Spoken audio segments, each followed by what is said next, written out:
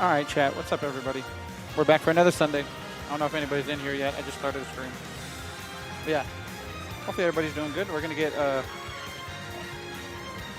Zavra, and I guess he's not there. Where they at? Oh, there they are. Zavra and a chunky monkey.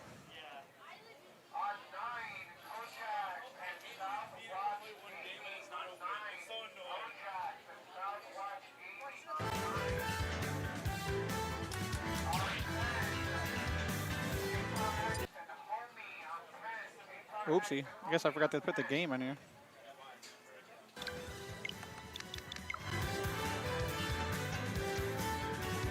All right. Chunky Monkey and Zavra. Zavra. Oh, okay. I think the Chunky Monkey plays... Who does he play? Donkey Kong? I think.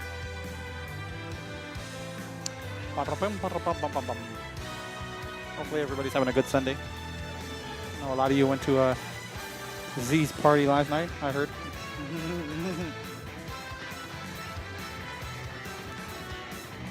Changed my camera angles up again this week. No nut cameras. No crotch shots. I'm gonna try to upload these videos as I go today.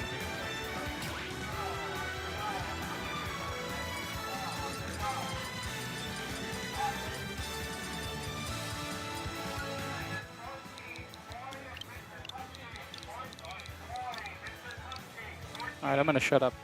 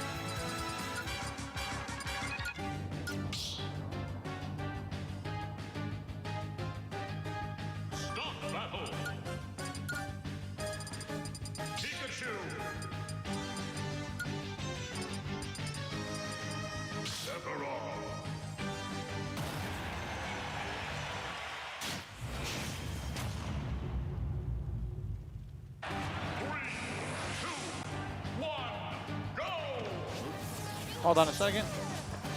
Go ahead, you're good. Oh, what the hell? Hold on.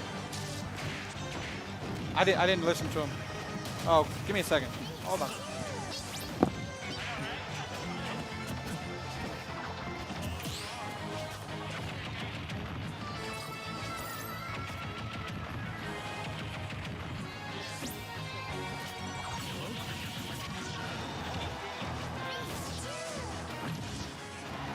All right, buzzing's gone. Oh, there we go. It's good.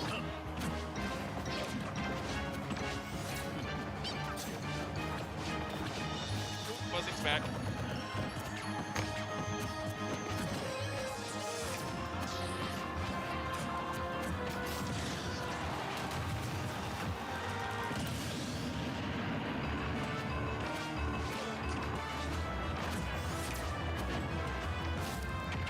I swear I didn't break it.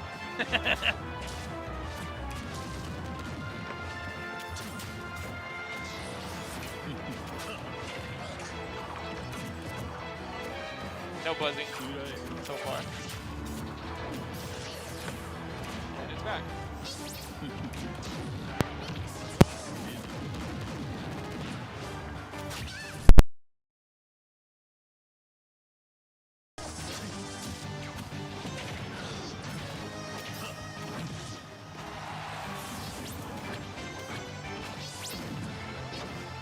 Moving it seems to change it. Oh, there we go.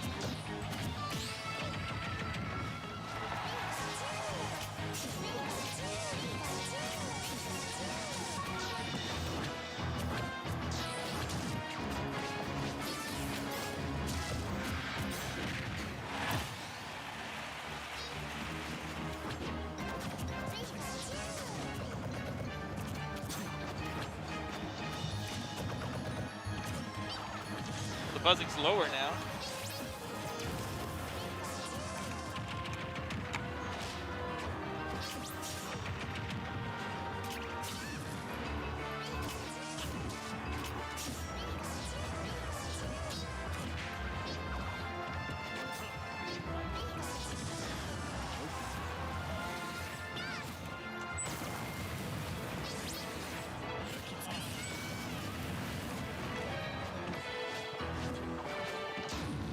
You had the wrong one plugged in?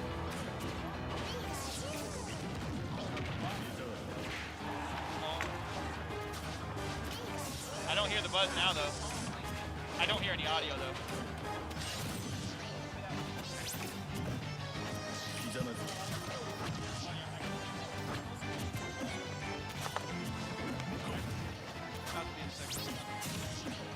Here, switch it.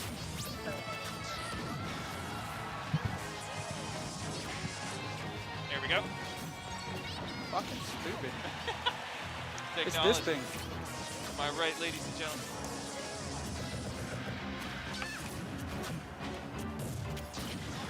Go ahead, you're good. All right. Good afternoon, everybody. We are back at Game Nest for another Smash It Up. A little late into the commentary, but that's okay. Zobra trying to make a bit of a comeback here against Wing Sephiroth, the true final boss. That was an interesting option there. I don't know if that... Oh! Dash attack will do it, though. Should be good. Yeah, I Good? can only hear it one ear Oh. now. Oh, Pikachu combos. And Wing is gone for now, at least. Zobra's got to play neutral immaculately here. Sephiroth even breeze on this raft. It's over.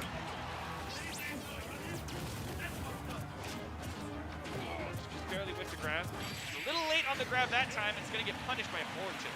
Choky Monkey going to take the first game.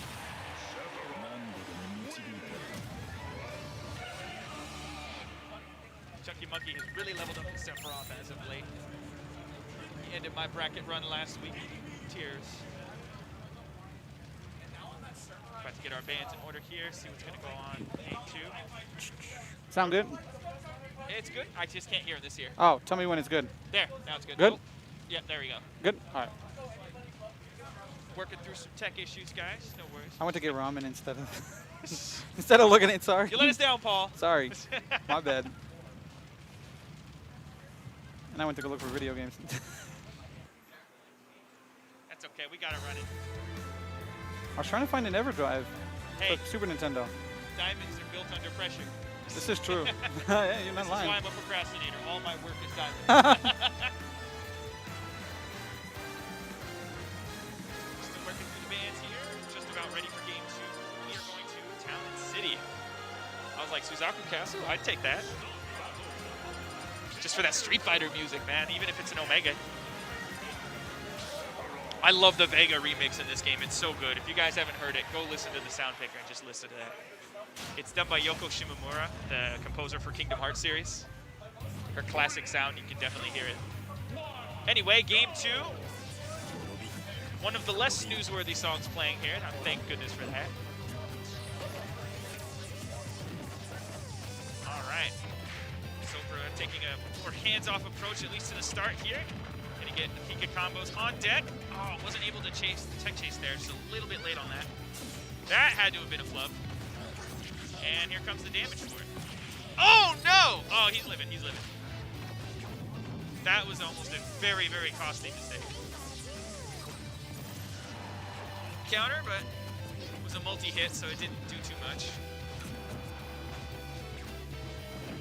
Looks like Pikachu's going for a trip with the down tilts there, trying to get a tech chase situation. Maybe even a jab lock. Oh boy.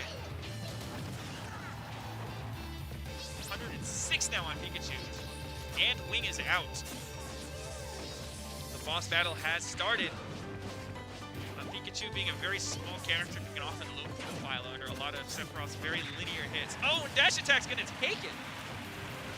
Zobra with an early lead this time around, not playing from behind.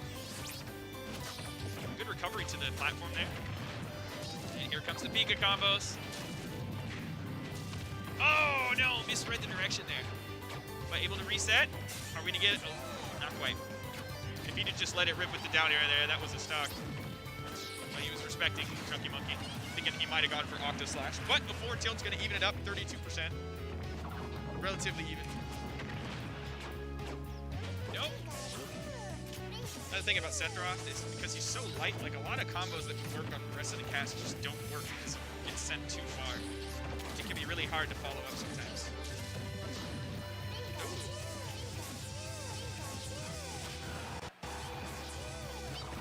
Thunder Jolt the wrong way, but that's okay. Chunky Monkey down tilted the wrong way. Down throw, what's the follow-up?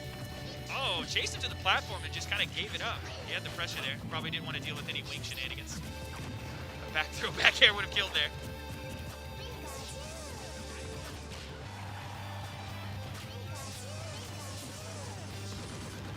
Alright, forward air is going to give Zobra stage control.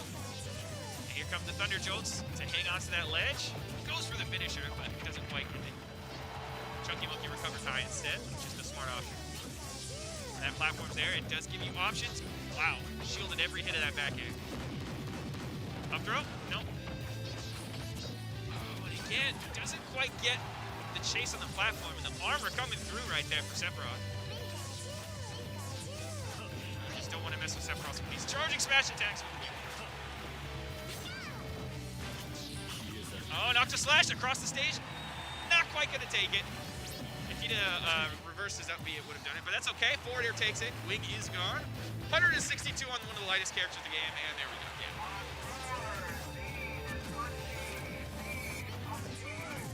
Okay, definitely a much closer game here in game 2. This counter pick really working out for Zobra, giving him a lot.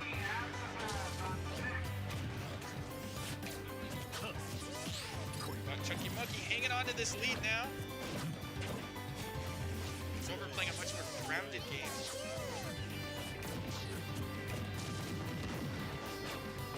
Oh, not able to get anything after that nair. Shields every hit of the side though. Shield pressure. Chunky Monkey very patient on his shield, just says, nah, you're gonna have to let up eventually. Goes for the game ender on the down air there. I respect it. Wow, forward tilts underneath the counter. Don't look now. Palsy Thunder there. Doesn't quite get the job done though. Wow. The flub recovery actually prevented Zobra from getting hit there. Dash attack, not quite gonna do it. Very close. This one's anyone's game. Here come the Thunder Jolts on ledge. Chunky Monkey gotta be careful getting back to stage. Oh! Pulled the trigger a little too soon on that up smash, but the dash attack through the counter. Oh my goodness. I think Pikachu was already inside the activation hitbox for the counter when it came out, and that's why it basically just went there. I think that's what happened. Either way, we're gonna get a game 3 here on our first set on stream. How about that? Doesn't get any better than that, folks. Chunky Monkey switch characters potentially. I don't think so. He does have the Mario.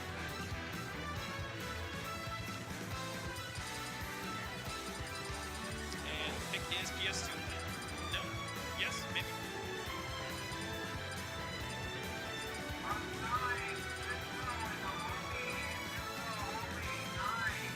Great game of fencing. Alright, let's go. It's looking like small battle here. He's thinking about it. Yep. Not nearly as much space for Pika to run away here. Switching those Thunder Jolts. We're gonna get the switch. Oh, yep, I think we're gonna switch because he changed his tag. Yep, here it is. He plays with a different control scheme for Mario, so very likely we're getting a character switch here. Oh, the Lucina, okay. I will never say no to some Lucina gameplay. And playing as the best skin, the original, because Lucina's already perfect. And on a small battlefield, great counter pick in both stage and character here. Oh, nice job using the landing up airs there. Interesting to use the side B4 upwards to get him on the platform for a tech chase. But he's in trouble now. Early up B's gonna get him out of there. Silver not quite taking the lead, but basically evening up. There's the lead. But percents don't really matter. Gotta Take that stock if you want anything. And they're both going for the killer right now. They both want this spike.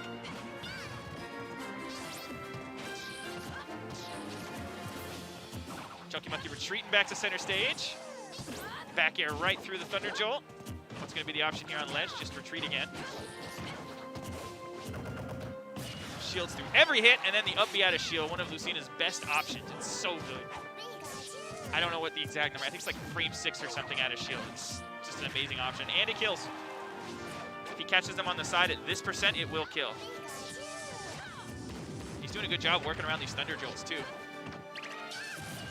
Yeah, and it scoops ledge, so it does get you a little bit of control for free. If they decide, oh, the spike, not able to get anything, too high percent for it to really confirm. He could have gone for double jump up air, but it wasn't a true. Oh, we got the jab locks, and that's it. Zobra going to take an early lead here. Okay, all right. I can't. That was just goofy. Oh, check chase of his own here for Chunky Monkey. Not quite able to get anything. Good job recovering really high from Zobra here, knowing that a back air was coming out, but the forward smash will take it. And the Thundercats pseudo taunt. Now they're just swinging right now. Just trying to rack up the damage and get him back into kill range. Down tilt, one of Lucina's best options in neutral. He has taken full advantage of that. Very low committal move with a ton of reward, especially at mid to high percents where it can create a tech chase. Ooh, here we go. Pikachu combos. Falls out of it. Good timing on the up B to get through all of that. Oh, that. Okay. The only thing that would have been true there is an up smash, but he wasn't in position to hit it. It would have just whiffed. So in that situation, either an aerial or an up tilt would be the optimal thing to go for. Whoa, okay, go high. It looks like he's trying to get that spike set up again. Ooh, wall jump right into that forward tilt. What's going to be the option? Back air, scary. Oh, straight into him. Both whipping their kill options there. Either one of those would have killed. Zobra being very patient and then just goes for the burst option, the dash attack. Didn't work, but neutral air will take it. Chunky Monkey back in the lead. What kind of extra credit is he going to get? Off to tech chase with down tilt. Very safe option. Doesn't want to lose his stock just yet. Playing a very patient neutral now. Pikachu just trying to get something started here. Ooh. Cena does have those magnet hands. There it is, the up tilt. Best option to go for at that low percent. Not enough hit stun for an up smash to connect. Ooh, sneaks under the T-jolt there. Oh, that's gonna, ooh. He could have let it rip with either a down smash or a forward smash there. Down smash wouldn't have killed, but it would have sent him off stage. Oh, tried to stage clip him with the uppie there. Not quite going to do it. 173 on this Lucina. Zobra's got to find a way to get rid of this stock and fast. Oof. Back air, 90%. Oh, Chunky Monkey's going deep for this kill right now. And that could do it. Nope. This percent, that rage, going to fall out of it most times. And good bait by Zobra there, waiting out the counter and then just getting the free dash attack. But over 100%. He's got a lot of work to do on this last stock if he wants to take the set. Back airs. Oh, boy. I thought he was going to thunder. The drag downs. Not enough to do it. Neutral air going to get him off stage. Zobra's going to have to dig deep. Forward air will get it started. Off stage. Does he still have a jump? Yes. Oh, my goodness. That back air just barely missed. Not an advisable recovery from Chunky Monkey, but doesn't get punished for it. Almost gets blasted by the forward smash. Oh, don't call it a comeback. Chunky Monkey's turn to hold ledge, see what he can do with it. Goes for a dash attack, which was buffed. Or at least for, oh, the up B out of shield's gonna do it. Chunky Monkey takes it 2-1. In a nail-biting game 3 there on small battlefield with the Lucina counter pick. Great use of his counter pick for both the character and stage. That's definitely the more favorable matchup than trying to deal with Sephiroth with those long, flat hitboxes with his forward air, back air, tilts and all that. So, Plus, Lucina gives him the mobility at all times. Doesn't have to wait for Wink to be able to move around the stage wherever he wants to go. Good stuff, though. Okay, what do we get next? Did they call it yet? No, not yet. Not I don't yet? think so. I don't think now he has. It might actually be me again. Him. Because I have to play Gibbles first. Oh, you gotta play Gibbles? Yeah. That's what Boy told me anyway. Oh, yeah, you do gotta play Gibbles. Oh, Yup. oh boy. I wouldn't be surprised if they put us on screen next. I'm going to have to deal with Donkey Kong. Ugh. Here it comes. The suspense is killing me. What did I say? You were right. Every time. He was right. All right.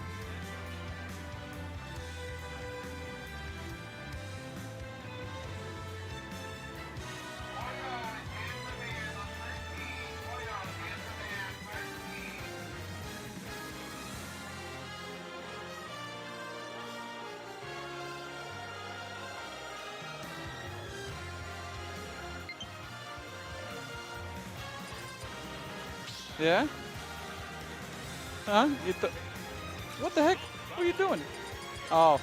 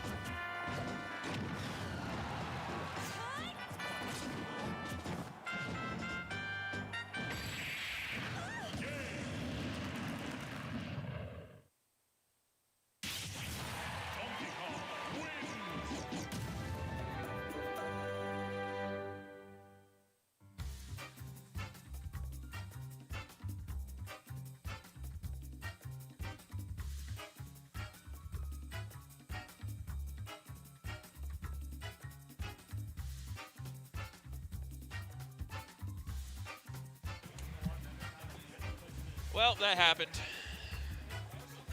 That game one really pissed me off, man. I played so sloppy. And game 2, that second stock, like I was holding it pretty well, and then he got me off stage, and I'm just like, well, I guess I die now. That was a really nice tech chase with the up smash. There wasn't much I could do there, except, you know, not tech in place, but that up smash probably would have covered, since the platform's not very big, it would have covered any roll I could have done there. Damn. What could have been? Oh well. Next up we've got Play Tito.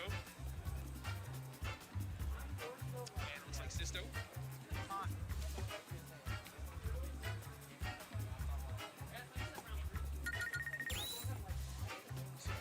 Bracket. Let's see how grueling my loser's run's gonna be, huh? Now you make me want to.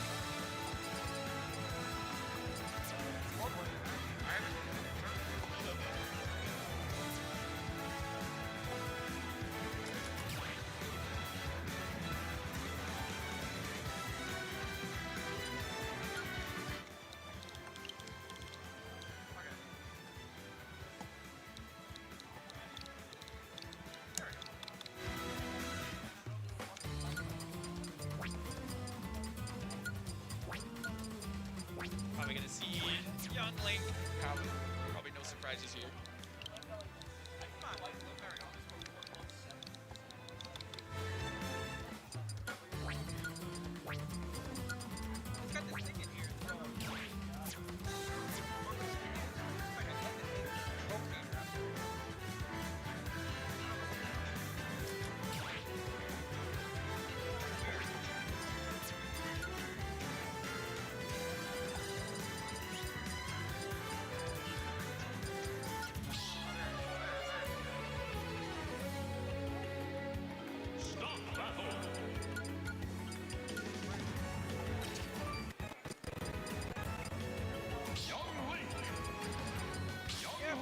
Oh, they're doing the ditto. Okay. Just kidding. There will be a surprise or two here. Play Tito, the Yank. Sisto trying to assert his dominance. We'll see how this goes. Already some nice movement from both players. Oh! Just barely whiffs on the grab there. He's going to take an up B to the face for his troubles. Sisto holding his own right now. Oh, here we go. Offstage combos begin, though. This is exactly where Play Tito will make you pay. Oh, no, are you dead? No, not quite. Ooh, that was a bit of a weird air dodge to stage. A little bit of gloves, but no punishes. Good tech there. I feel like Sisto was waiting for a tech chase opportunity there.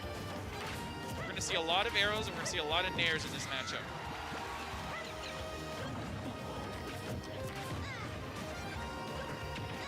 Wow, that was an aggressive nair on stage. And is he dead? No, he's not.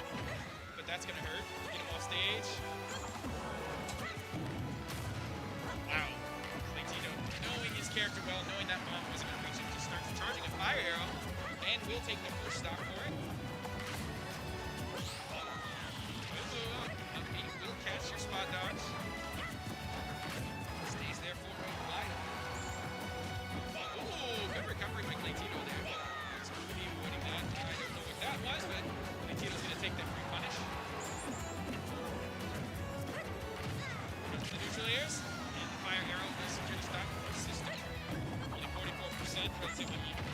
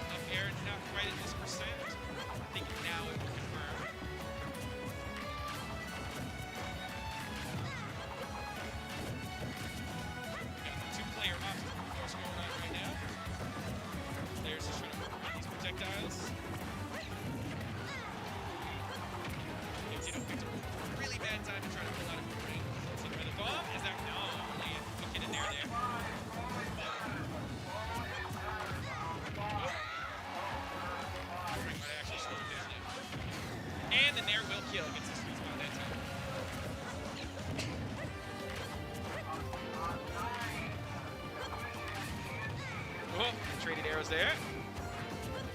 Tito trying to take this stock out quickly as he can, but not going to get anything there. He threw out like 3 aerials in that span and none of them hit. Oh, no air dodge.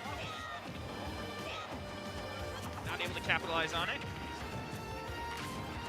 Waiting for a possible tech chase after the landing there. Not going to get it. Ooh, not quite. The boomerang saving him from the grab there.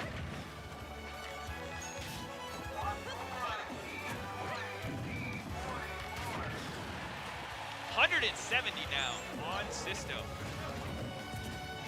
Sisto just trying to get double rolls. Let's go. And 23 basically even now. And there it is. Percent lead goes to Tito. Oh, good tech. Oh no, is that a jab lock? Oh man, it's still going. Really good tech chasing there by Tito. Is that a landing back air into up B? That's new. Tito definitely knows this character. Oh, tries to go for the throw once again with the forward air. Oh, but that's gonna do it. No Chet, no problem. I'll just take the stock. Sounds like you said, run it back, going right back to PS2.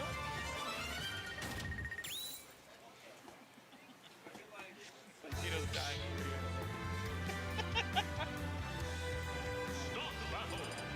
That was kind of a goofy way to end that.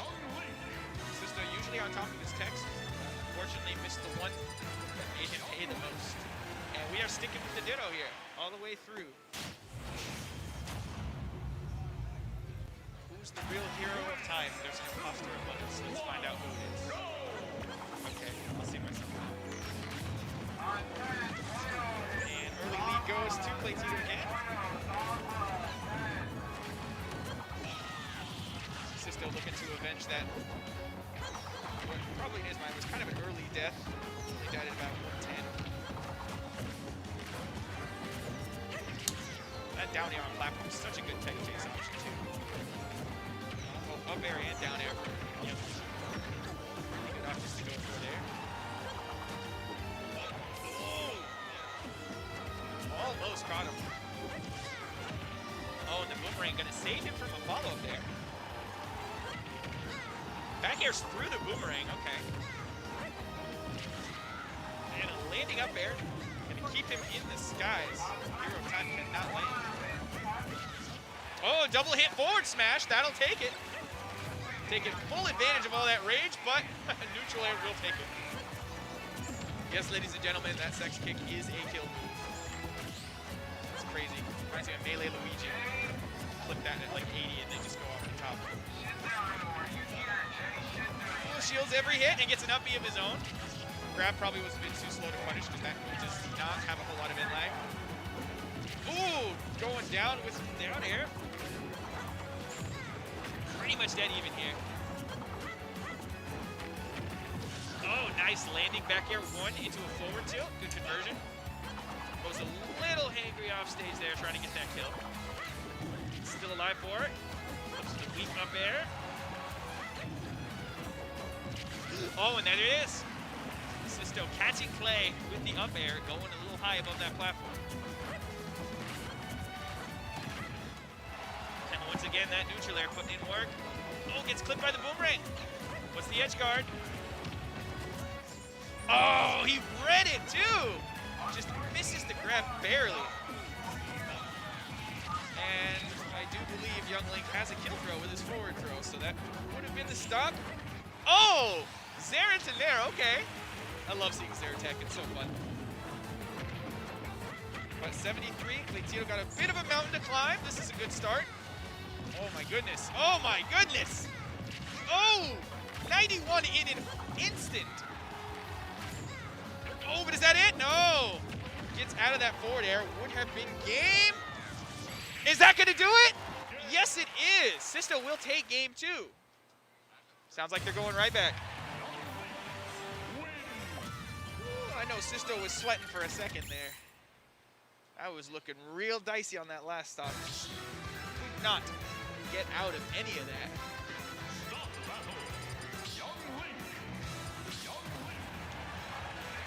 sticking with the mirror match.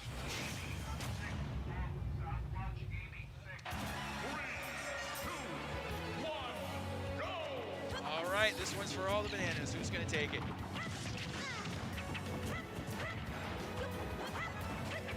Right now, Sisto picking up right where he left off. Just hold on to a very good lead here. But an up B is going to get things started for Clay. Or not. Combo broken by Nair.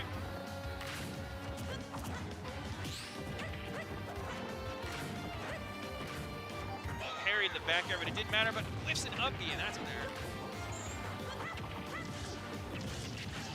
Gets the down tilt into forward air. Gets some percent, but now he's at 118 himself. On the verge of losing his stock. Tito needs to get something going here. Landing with that back air 1, which is very, very safe. I don't know the exact number of landing frames, but it's enough to convert into things, so of course it'll be safe on shield as well for the most part. Nair not quite going to take it at 150. 165 and climbing. Tito just hanging on to this stock for dear life. That's going to do it. Yep, forward throw. Up air going to take him just under 100%, 99.9. Now Sisto playing keep away. Ooh, brave up smash there. Good anti-air. Tito having trouble approaching now. They're at a shield, gonna give him stage control. What's the recovery? Oh, gets clipped by the last hit. Good high recovery from Sisto there. Tito just kind of caught napping there. Oh boy. Things are really starting to snowball. Sisto gotta get this sock out, or Tito rather. Ooh, almost, not quite. Late up air again. And that just barely living.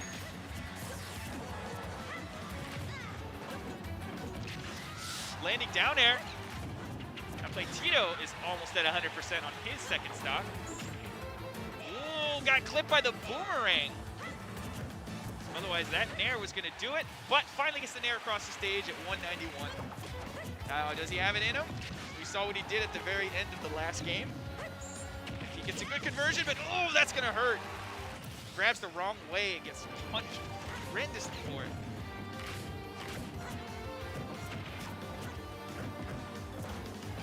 Sisto playing very patient, knowing he's got a full stock lead now. Ooh, that was a brave directional air dodge. Goes up B, Tito gets a light punish on it, nothing too crazy. Sisto racking up this damage. Oh man, 97 on his final stock.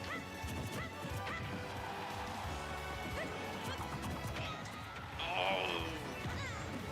Gets snuffed out of his hero spin on the ground.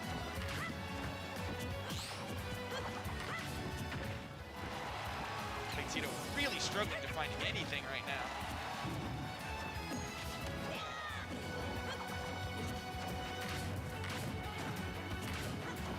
Has he got? No! And living! But he's at 153. He is living on borrowed time right now. Oh, tries to go for boomerang, gets beat by the faster arrow option. Sisto taking game 3 with a 2-stock.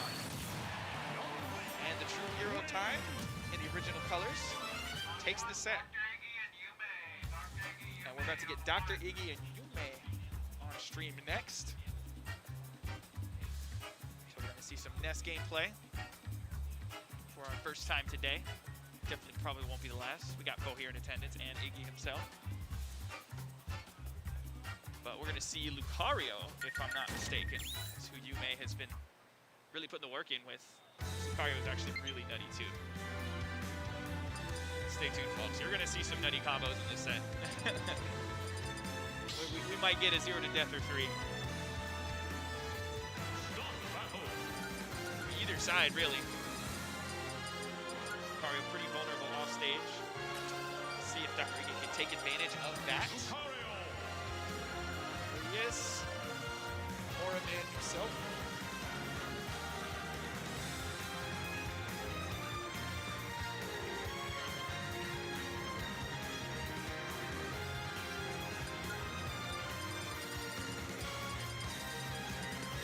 course, these two are no strangers to the stream, so of course their tags are already here, and we are getting into it.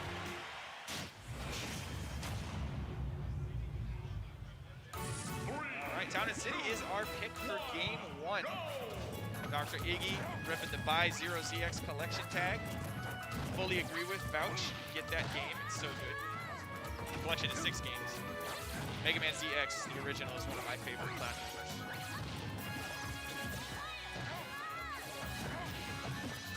Oh, look at that grab range, okay. And they are just swinging. You're gonna see a very aggro set. It's gonna contrast the last set a little bit, but they're just gonna be going at each other. Not that Tito and Sisto were like playing Camby, but they were trying to use their projectiles to set up things. That you're not gonna see anything crazy like that here. They're just gonna be flying at each other. Looks like they got called for a match. I'll go ahead and finish out this game here, and then I'll head off to my station. Man, 102. Ooh, gets clipped by the up smash, but still living. But hey, that's just extra aura. Ooh, gets clipped by that nair. Oh, the counter, is that it? That counter is actually dumb. I've seen some really, oh, that's gonna do it. What a play by Yume there, just reversing the aura ball, or aura sphere into a side B command grab, knowing Iggy's gonna try and hold shield on that. Such a smart setup. Oh boy. Able to get past the PK Thunder.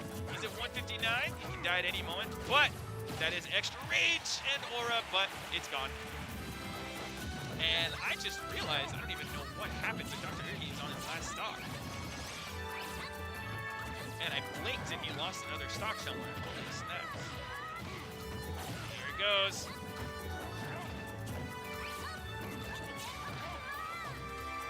So a little bit of aura is going to be mitigated here since Yume does have a stock lead.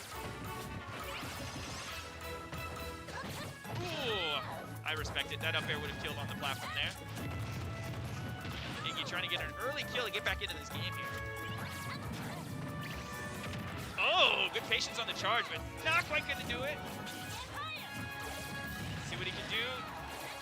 Tries to hit this stock. Back air, not going to do it. What's the edge guard? And his dash attack gets him back. And that'll do it. Yo-Yo at the ledge, the classic. Just walked right through that PK fire with invincibility frames. All right. Got Nets combos on deck, 26 and climbing. Oh, good use of the side magnet there just to get away from all that. And we got ourselves a new game, ladies and gentlemen.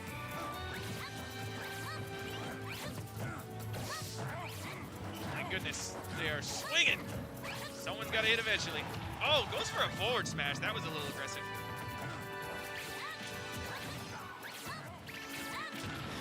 Oh, dash attack, not quite going to do it. Goes for the offstage side B. Both players knowing they're both in kill range. This is scary. Oh! Another dash attack, not gonna do it. Tries to down air him off stage. It's not a spike, but it would have killed. Oh my goodness, the DBZ moment. Yume just trying to see what he's gonna do after getting hit with the multi-hits from Aura Sphere. Oh, if that had been the sweet spot, this game would be over. But the forward air will take it. 165. What a comeback by Dr. Iggy for game 1. All right, well, I have a stage to get off to, but enjoy the rest of this set. I told you it was going to be a good one. I told you.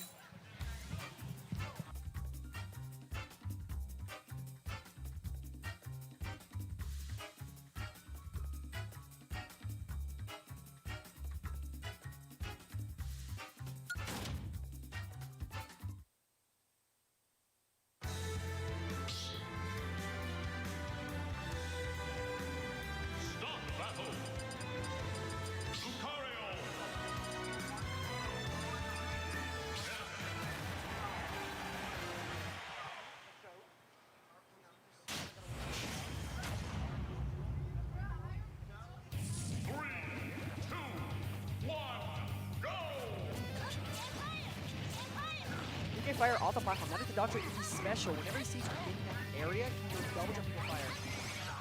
So Yume getting hit right now. Yume says a lot. He'll tend to like quote unquote lose neutral. So he gains aura. I don't know if he's intentionally doing it or he just loses neutral because he loses neutral. But now this is a really good position for Yume because he has this aura, especially on town. If he can get a nice backer, he could kill Ness early. So let's see what he does here. 30% off that aura spear. Oh, they're getting the last hit up air. Back air would have been better, but up air is nice, fair. 44% on Dr. Iggy going to the stock 2 for Yume.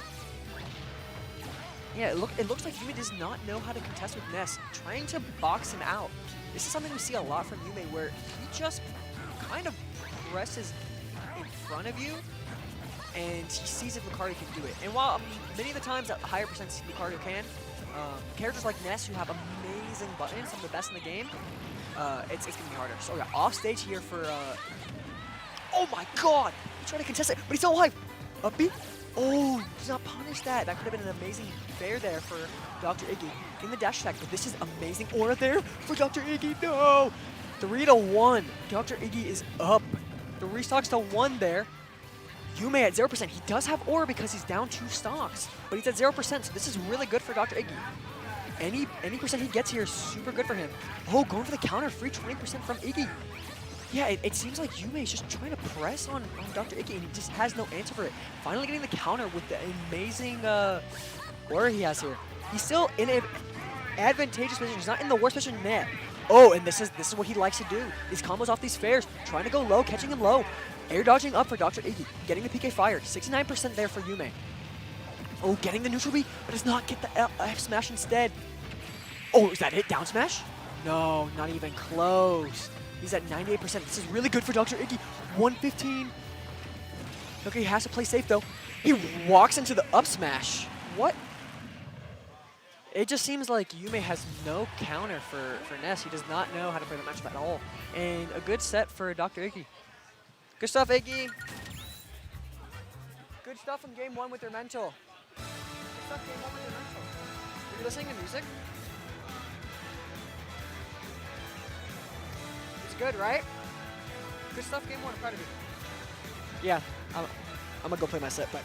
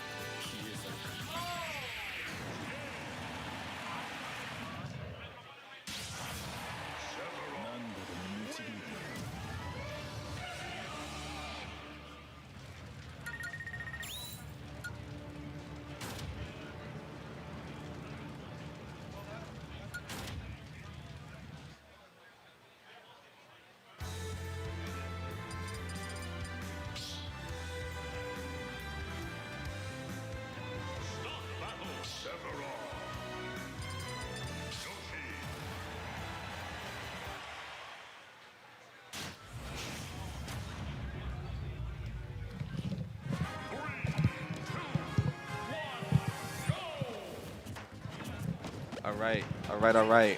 Ladies and gentlemen, you got Crimson and Theod on the mic. How's it going, everybody? Hopping on the 1s and 2s right here. So we just saw an absolutely disgusting last stock That last game. That Oh my God. up B was gnarly. I mean, that was the air dodge read to end all air dodge reads. I'm gonna keep it a buck. I mean, The footstool. Oh, He's dead. no. Oh my God. No, Snoop. Ronnie kind of nasty with this. I mean, Ronnie's really, picking and choosing his spots. He really knows how to find these stocks and taking advantage of the inherent weaknesses that Snoop's characters happen to have, which is the fact that when they are not back on stage, it's kind of rough for them. Boy Crimson's going to hop off for a second, got a mesh to play. I'm chilling here, your boy Theod on the mic, as it is even stocks right now here on Battlefield between these two. Ronnie got the stage advantage right now. He's trying to keep Snoop at the ledge. Snoop's going to be able to find his way back in. He's going to use that side platform to help him out with that just a little bit. I know Snoop's definitely an advocate of this stage, definitely loves Battlefield. I know that much for sure. Ronnie's holding his own, definitely. He's got the lead right now, about 50% of a lead. He's in here. As Snoop's trying to find his way back in, trying to find his hits where he can. Struggling just a little bit to get anything substantial as Ronnie is really holding the stock down. He is at the ledge right now, though. Oh, under the egg as well. Using the pin. As soon as they hop on the mic, gotta kick them right off. We'll be back with some more commentary before long.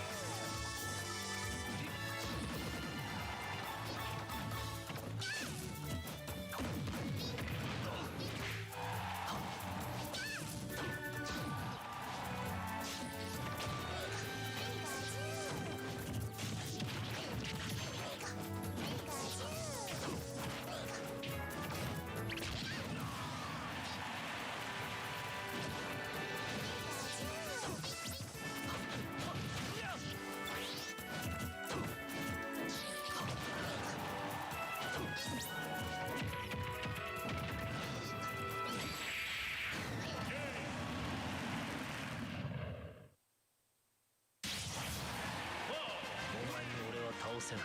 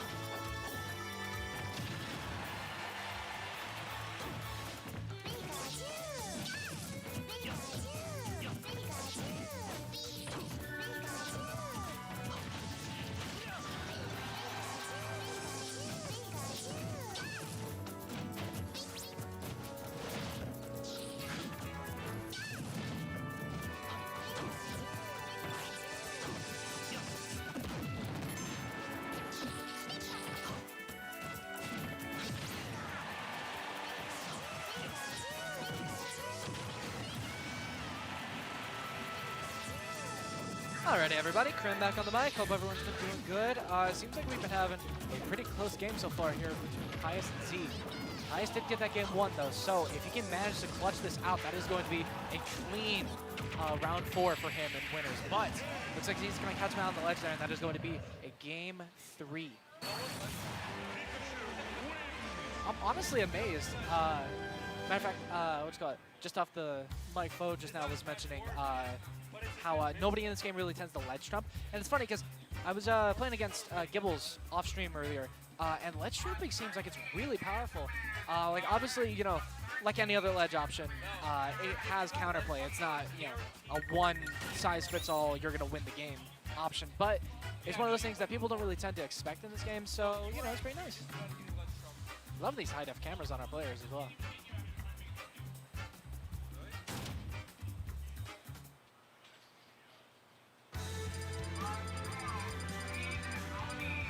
Alrighty, looks like we're going to be going to small battlefield. I feel like this stage would be, I mean, this stage is basically just another PS2. So, I mean, I don't know. I feel like this is just another fairly even stage for the both of them. Pikachu, of course, has quite a bit of an advantage in this matchup, considering that Pikachu can go off stage and edge guard. And, of course, the ledge jump like we saw just there. So we'll see how this next game goes.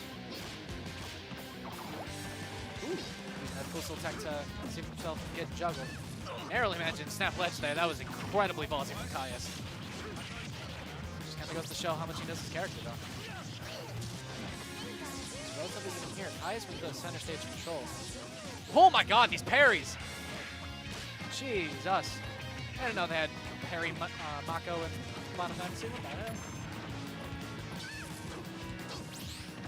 Ooh. Just all these parries on point. And against a character like Pikachu, you really kind of have to have those defensive options on point because shielding stuff is just not going to get you anywhere. And unfortunately, getting put off stage there and catching that fair for his troubles, and that is going to be a stock VD. He, of course, being one of the best Pikachus to ever do it. I would say, you know, inarguably the best Pikachu in Vegas if he ever shows up with it. Kai's is going to have to struggle to get hits in against this absolute pancake of a character.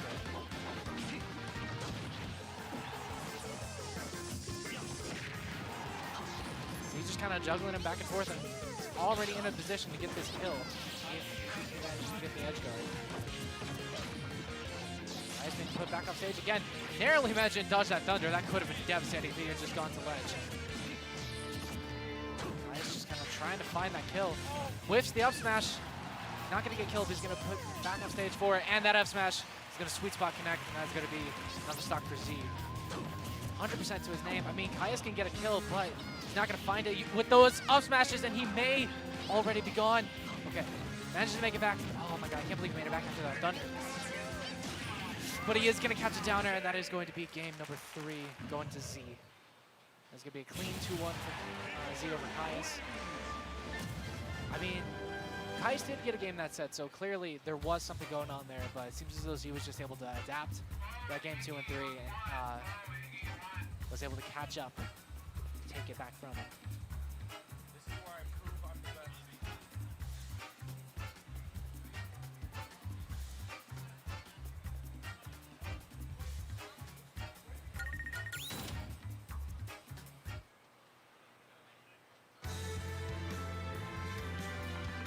Alrighty, looks like next up we're going to be having Dr. Iggy and Foe. So Dr. Iggy, we saw him earlier, 2 NES players. So this ought to be interesting, because I would argue, I don't know how much experience Foe has in the NES matchup, and on top of that, he can't really use his own NES as judgment for this matchup, considering that he's such a wildly different brand of NES compared to any other NES player out there. So.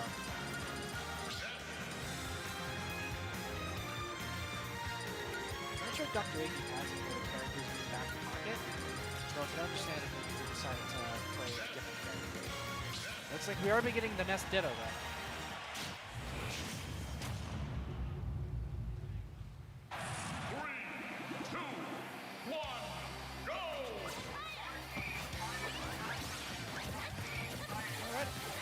So launching into game number 1 here, winners quarters. I believe it's still going to be a best of 3. I believe it's only winners semis and winners finals that are going to be best of 5. So here we go. Right now, Dr. Iggy with a sizable percent lead on Foe. Going up the ledge here, making it difficult for Foe to make it back. But Foe starting to answer back just a little bit. Ooh! The side magnet probably catching Foe off guard. Just stalling just a bit in the air. Oh man. We're gonna be hearing a lot of PK fire this set. Oh goodness. Ooh. Foe's starting to juggle with that PK Thunder. I mean, the percents are still relatively even. It's only gonna come down to who gets his first stock and who manages to kind of swing momentum in their favor. But right now, it's just a constant back and forth. The Foe at the moment holding just a little bit of stage advantage, a little bit of momentum control. Ooh, that's him with that back air. We just saw Foe just the other night at the Esports Arena. Very, very narrowly come super close to losing the tournament to MVD. I don't believe MVD is here today, but we're seeing Foe kind of go off recently, especially during that last set. But he was definitely kind of shaking that last set. Right now, he's at a stock deficit. I apologize. My commentary's kind of off right now. Oh, looking for that kill. He does manage to catch it up there. Dr. Iggy kind of overcommitting there at the ledge. So not quite able to capitalize. Which is odd because Foe has always been one of these players who's just super, super good at taking any kind of advantage. And as we see there, he's starting to get a little more percent on the board.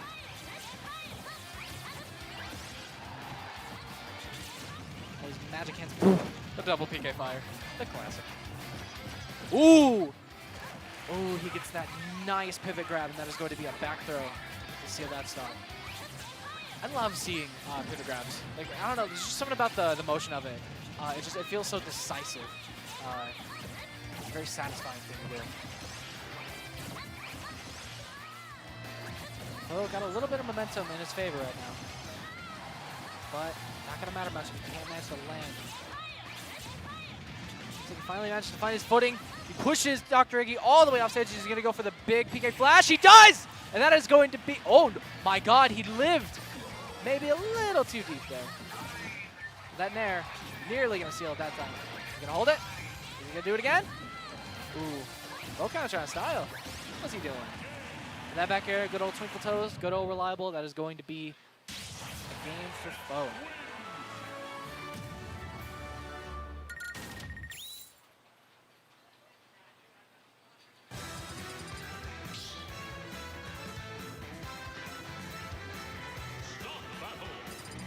Alrighty. Yeah, we're definitely not going to be seeing Foe switch off the Ness unless he just decides he doesn't like the Ditto, wants to pull out the Pocket Lucina, but that's incredibly unlikely. Going to Battlefield this time. I mean, the only thing I can think of is that maybe Dr. Iggy wants to utilize the platforms to do juggle combos a little more effectively. Just because we saw him kind of going for a couple of those that last game. It seemed to be he was getting majority of his damage, majority of his kills. So, whoop! Right now, Foe pushed him to the ledge, keeping him off stage. Ness can be a devastating character when he's on stage, but once he's off stage, he's kind of a sitting duck if you know how to edge guard him. And of course, Foe being the Ness main in Vegas, knows plenty about trying to punish his own recovery. Lots of patience there from Foe. Comes back with that very aggressive nair. Ooh! Tries to twinkle toes, but that up air is going to catch him out on the fade back in, and that is going to be a stock for Foe. Woo! All that movement tech. Dance on him, Foe.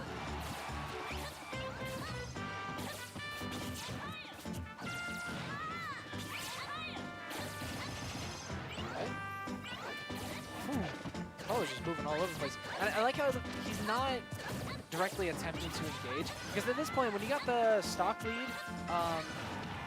you're at this higher percent like this, especially against a character like Ness, who is able to get kills fairly consistently with that back air. You don't really need to approach. And still, you got the percent lead, so you didn't need to overcommit to anything. But Bo's also the kind of player to not really want to just sit back and camp. I've never seen him be super patient, except against like Sonics from a couple weeks ago, so I don't expect to see him hang back like that for too much longer. Ooh, walking the dog. Still trying to get a little bit of a confirm into a kill here. Here we go. Are we going to see a PK Thunder? Ooh. I feel like he was faking the PK Flash there, especially because he got hit by it in the last game. I think he's trying to scare Dr. Iggy. Whoop. Two little boys running around. That is not going to be a kill. What in the world? That was either the best DI in the world or just barely like 1% off and not killing. There. Not going to do it either. Well, apparently kind of struggling to get this kill right now. And that back throw is going to do it. Almost 160% before that back throw kill. My goodness.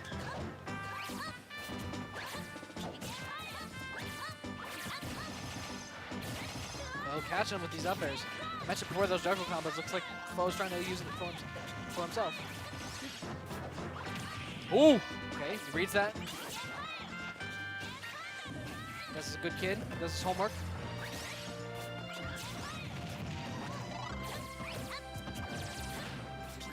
Back up stage.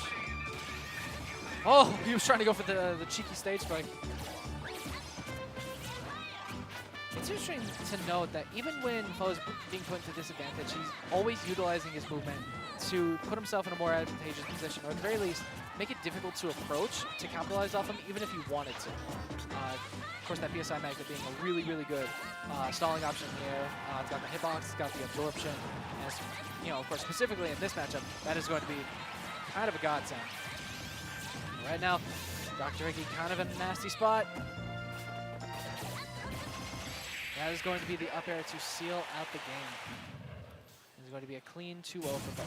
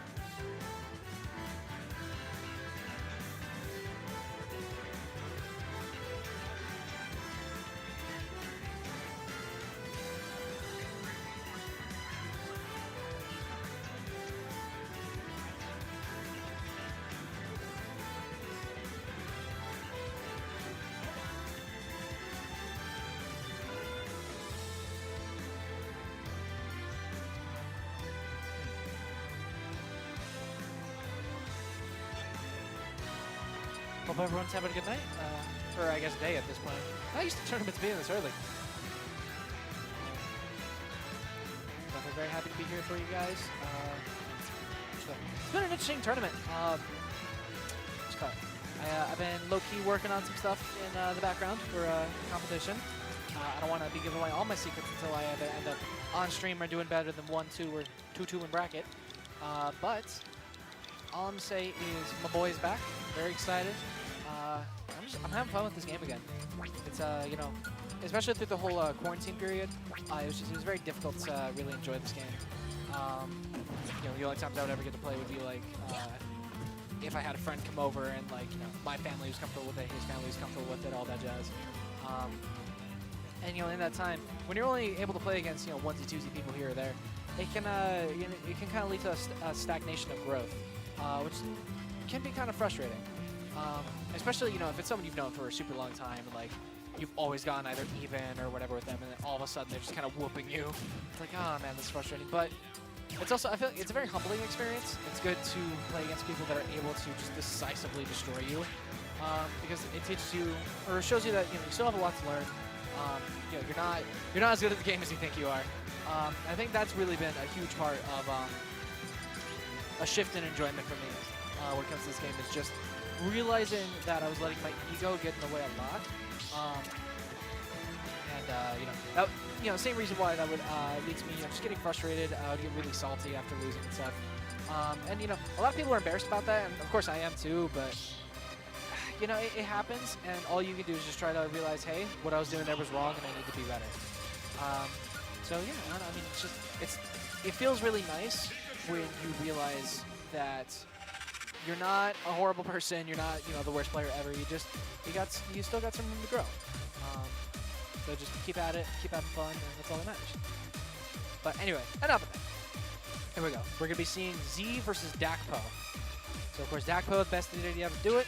Z, best Pikachu in Vegas. I think it's gonna be an interesting matchup. I think Diddy is going to have an easier time dealing with Pikachu than some other characters, purely because that down tilt and that banana cover that space where Pikachu tends to pancake relatively well, to the point where I don't think Dakpo's going to have to worry so much about his combos not working on Pika. But also at the same time, Pika is going to be able to edge guard Diddy super, super hard with that back air. And especially with how vulnerable Diddy's recovery can be. It might be a bit of a struggle for Dakpo. Might even see the game and watch if he ends up not feeling too comfortable.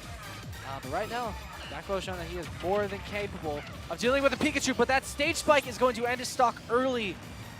Z answering back out of nowhere with that stage spike. No. Dakpo's not too far off a kill, so this could be not that bad of a momentum shift if Dakpo plays his cards right. But it looks like Z's trying to go for yet another edge guard. And again, a lot of characters in this game, they're super oppressive when they're on stage, but if you can edge guard them effectively, oh, and a rare SD from Z. I mean, Pikachu's recovery is super strong, but it can also be kind of difficult to angle sometimes. So I don't know, maybe just a slight technical flub. There's every possibility Z may have been drinking. He does that a lot. Because, you know, we're Vegas, baby. We got a party.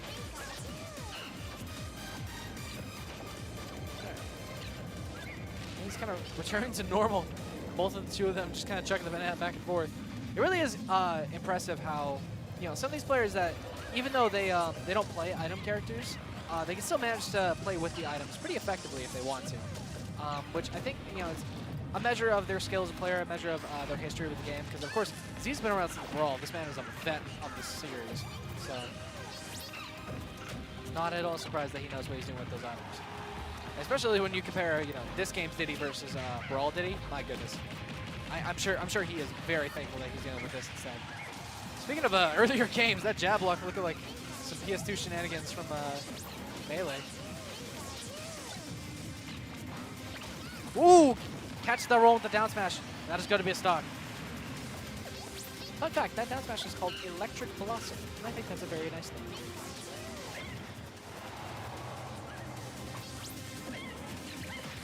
Dakpo catching that up smash, and there's going to be yet another stock.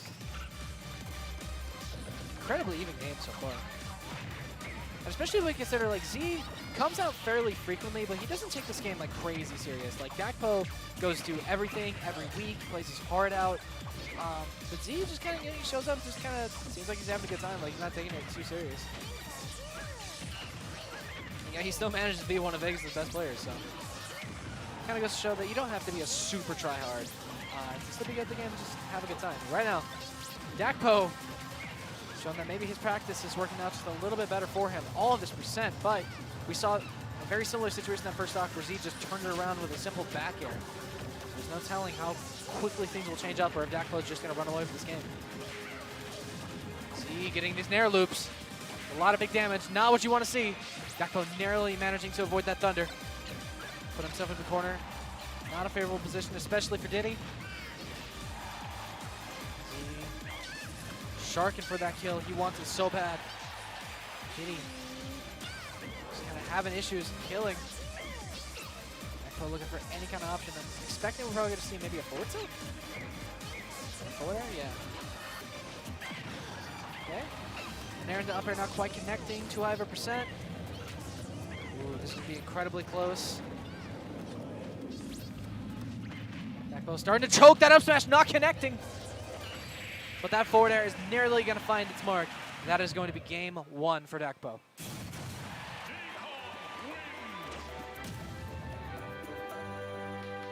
I mean, the Diddy definitely put in the work that game, and we saw just a ton of percent just explode on Z.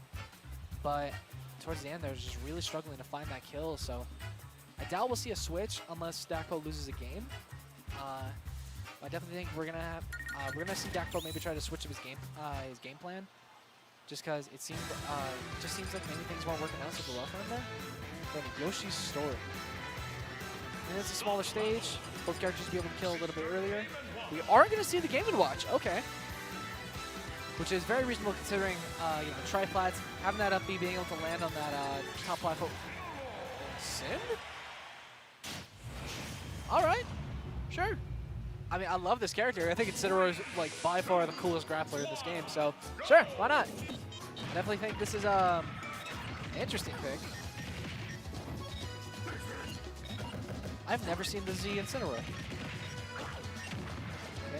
Not quite finding that revenge. But he does get the Alolan Whip. I think a notable thing in this matchup is that because Game & Watch is so light, matter of fact, as far as I remember, he is either a feather or balloon weight. Basically, Incineroar, when he has revenge stacked, while that fire effect is active, essentially fire-based attacks actually do more knockback to balloon weight characters.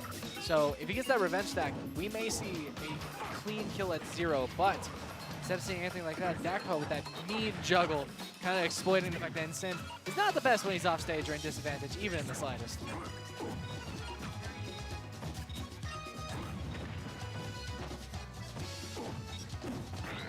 Z kind of going in.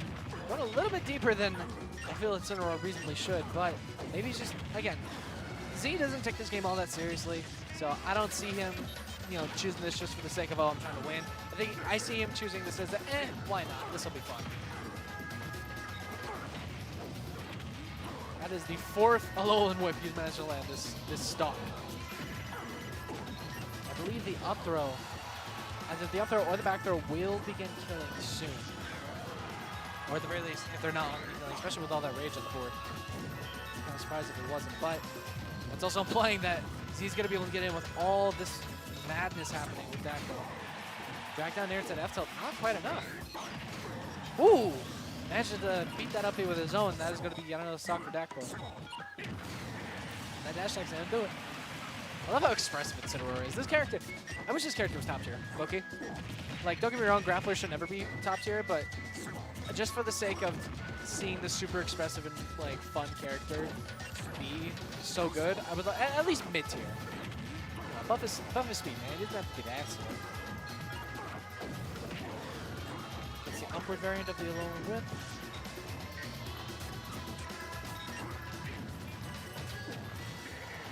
Z actually not doing too terrible of a job getting around all this. But that may, okay, narrowly manages to make it back there. Incineroar low-key kind of has a worse recovery than Mac in some regards. Because they're just sometimes where, like, because his recovery is strictly either straight to the side or straight up. Speaking of straight up, Z flying to the moon. And that's going to be a clean 2-0 for Dakko. Like I said, guys, you don't have to be all serious with this game. You can just play for fun. You can mess around, bracket like that, and just have a good time. It doesn't matter. Yo! Ooh, the feed, the Paul. How's it going? Alright, so sounds of it, we're going to be in Clay. Oh, there he is. There he is. Oh, no, that's not safe for work. Too much deliciousness on camera. Who are we going to be saying? Ooh, feed with the butter feed. And how are you doing, sir? Butter dog. Dog with the butter. Who'd you say you were playing against? I am going to play against Foe next. Nice. How you feeling? Feeling pretty good. That's I mean, recently, starting to keep it at least a little close. Yeah. So. I mean, you've definitely been kind of popping up these top 8s. You've been playing super well. That Falco looking mad nice. Yeah, no, I mean, I'm really just trying to do what I can. All I'm saying is, man, stop switching to Ridley. You switch to Ridley and then you just kind of get bopped. Listen, like I get it. Is it a mindset reset or what is it? That plus like the way that the character plays also just kind of like helps me approach situations in a different way. That's fair. We can talk about it later, but yeah. It's like, it helps out sometimes, especially when Falco can't always pick up the slack. Yeah, that makes sense. So here we I go. don't see Clay no and winged Ronnie. animal, but except a winged man right here on my screen. Sephiroth here. Ronnie. Play Tito. I believe this is actually loser's bracket somewhere. I mean, it says winners quarters. I'm not too sure though. Well, I can say for sure that this is losers because I just beat Ronnie. Oh, really? Oh, okay, then yeah, it looks like the thing just hasn't been updated yet. So, Whoa! losers match, wow. Big up air. Ronnie coming out of the gate swinging. Big up air right there. Feeling pretty early, too. Oh, yeah. Young Link's not the heaviest character, but Yeah. I mean, shoot. I mean, that up air is not too crazy strong, but I feel like the key thing there is that because it reaches up so high, Yeah. you can catch people way closer to the blast zone than, say, like Cloud or Chrom or something. And if you can find the sweet spot, too. Oh, yeah. That's the move's money ridiculous. zone right there. I mean, just in general, Sephiroth, when he's landing sweet spots, is just one of the most absurd damaging characters in this game. But of course, Young Link, no stranger to doing really crazy damage himself, but Claytito just kind of struggling to get in right now. Claytito probably needed to convert off these projectiles That a little could be bit smart. right now. This is a pretty tricky situation right here. We're going to see the Z drop. Just kind of keep Ronnie at the ledge right here, 137 and climbing. Something's going to happen eventually.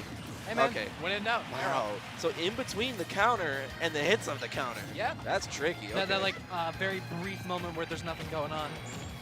Ooh, Okay. big damage. Scoops. Already lapping him in percent. So hold that 67 real quick.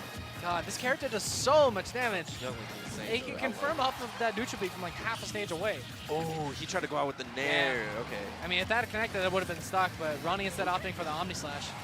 I mean, I'm either sorry, way, Octo Slash. either way, I mean, you have the, Oh! extra jumping. You got a Big down down smash. Is he going to lose wing? Not quite. Not yet. No, you still have to take a little bit of damage when you do get the lead like this to lose True. the wing. I think before too long it goes away as well right there, yeah. Ooh, getting that parry on the boomerang point blank. Uh-oh. I feel like, can you even punish that if you parry it point blank? Because What's I know that? if you, the boomerang.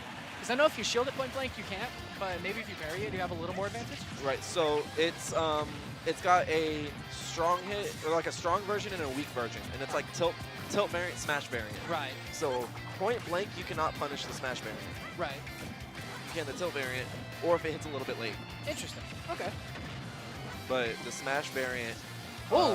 has enough frames on block to be able to be relatively safe as opposed to most projectiles in this game. True. Combo starting projectiles, no less. On the Very subject good. of which, Bday kind of going off with this damage. Ronnie kind of finding it difficult to get back to center stage, but manages to snag it just in time.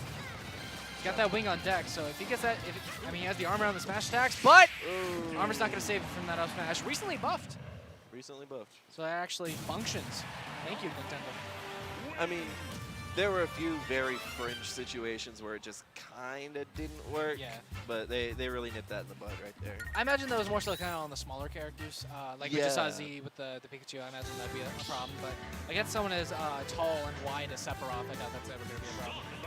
Yeah, I know Clay's had a lot of experience with up smash not working on Frog in Yeah. particular. So I don't know if that's a bat within thing or whatever it might be, but I imagine it's probably a bat within. Slash Maybe. maybe Bayo's hit animation's just kind of weird. something like that. Here we go into game number 2. In any event, Ronnie's going to have to hold it down here. He's down a game. He's not out of the fight just yet. I mean, we saw him playing against Snoop earlier, and I believe he went down a game and then he managed to take it up over him. So. Yeah. No, Ronnie definitely has the composure. Been around for a while. Definitely has experience. I would consider Ronnie an old head at this point. Yeah. Definitely been around for a while. And the experience shows. The fundamentals are all there. And especially picking up a character like Sephiroth, where it's all precision. Yeah. He's really using those fundamentals to his advantage. Yeah, I mean, this character is just, it's pure, just, I'm telling you, MKLA would have a field day with this character, because this character is just nothing but spacing and just neutral. And of course, you get that one, the comeback factor of the wing, having that extra jump, having that armor. And of course, the buff movement speed, especially for a character like Sephiroth, is going to be huge. Because all that does is just let you get into position to space more effectively sooner. But right now, Ronnie could kind of having trouble getting any kind of hits in. Whoa, but the armor, Wait a minute. not quite enough. Ooh, I guess that was a down smash from both players Yeah. right there. Armor not really helping Dude, out. Every time I see that up air swing, I'm always amazed by how huge it actually is. So It is like, I don't understand. Like, I remember seeing like mods for like Brawl, stuff like that in Cloud and Sephiroth, and like, you see those mods and you're like, man, there's no way they'd ever add these characters in. These hitboxes are ridiculous. But they actually did it. And the hitboxes are ridiculous. Like, you would think, nah, Oh. they would never do that in Smash, but they did it. Not only did they do it, but the Wow, character's that not was even that bad. still able to combo Yeah. even going through the animation of catching the boomerang. Yeah. It's still comboed into forward air. Ooh. Clay getting a little tricky out there. I think he was trying to do that like weird up toss bomb into. Oh, so, yeah, something they like hit that. the bomb. On some melee type beat. Yeah. Just kind of holding shield there for a minute. I believe he's going to have wing for pretty much this entire second stock on Claytito. But once that third stock is on deck, I think Ronnie's going to lose that wing. So he's going to have to be real careful about how he goes about taking his stock. Because he cannot take too much damage. Clay Ooh. definitely trying to close it out here before Oh too my long. God. Sephiroth does have the comeback Yo, he kind of factor. snazzy with it though. Ronnie He's still got that wing though. holding on right here.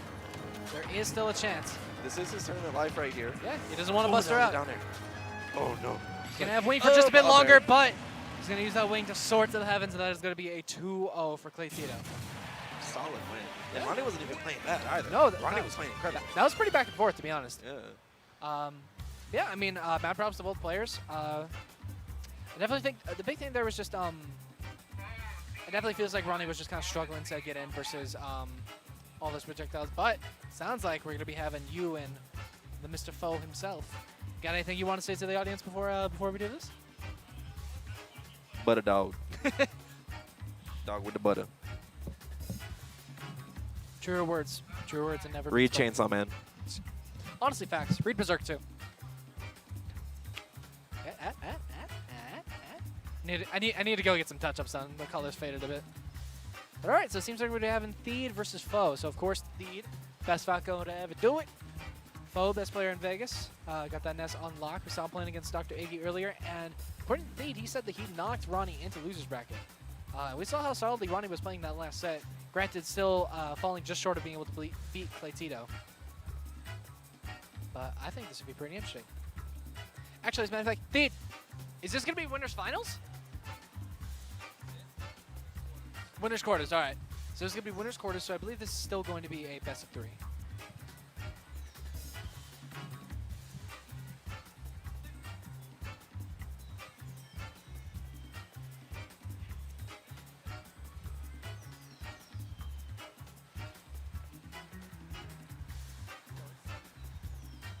It's semis. Let's winner semis? Oh, Semis. Okay, so that might be Yeah, best of 5 yeah. then. Okay. Yeah, it's semis. I don't know what Sick. Deed's talking about. It's top 8 already. Huh. Well, I mean, I can't say I'm surprised there. Theed's been kind of playing out of his mind recently, so. Right? Where's Freddy at? Outside? Was it? Where's Freddy at? Is he outside? Nah, he's probably outside. Yeah, probably. God, imagine having friends that you talk to and hang out with. Right? How's wrong with you?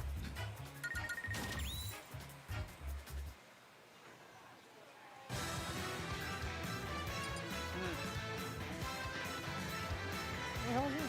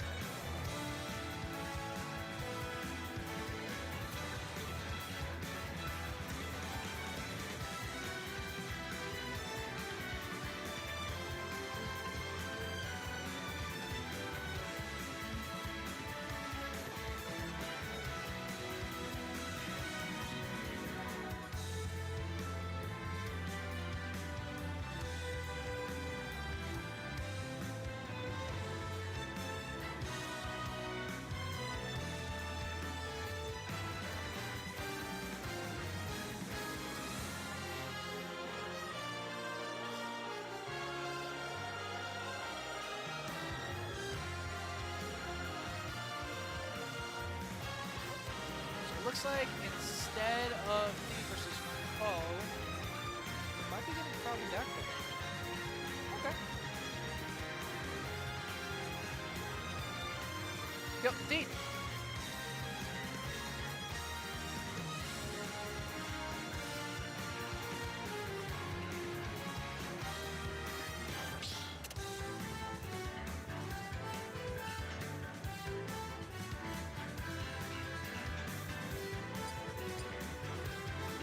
Actually, hold up. Oh, wow. Oh, I love the texture on it. Oh, that's sick. I like it a lot.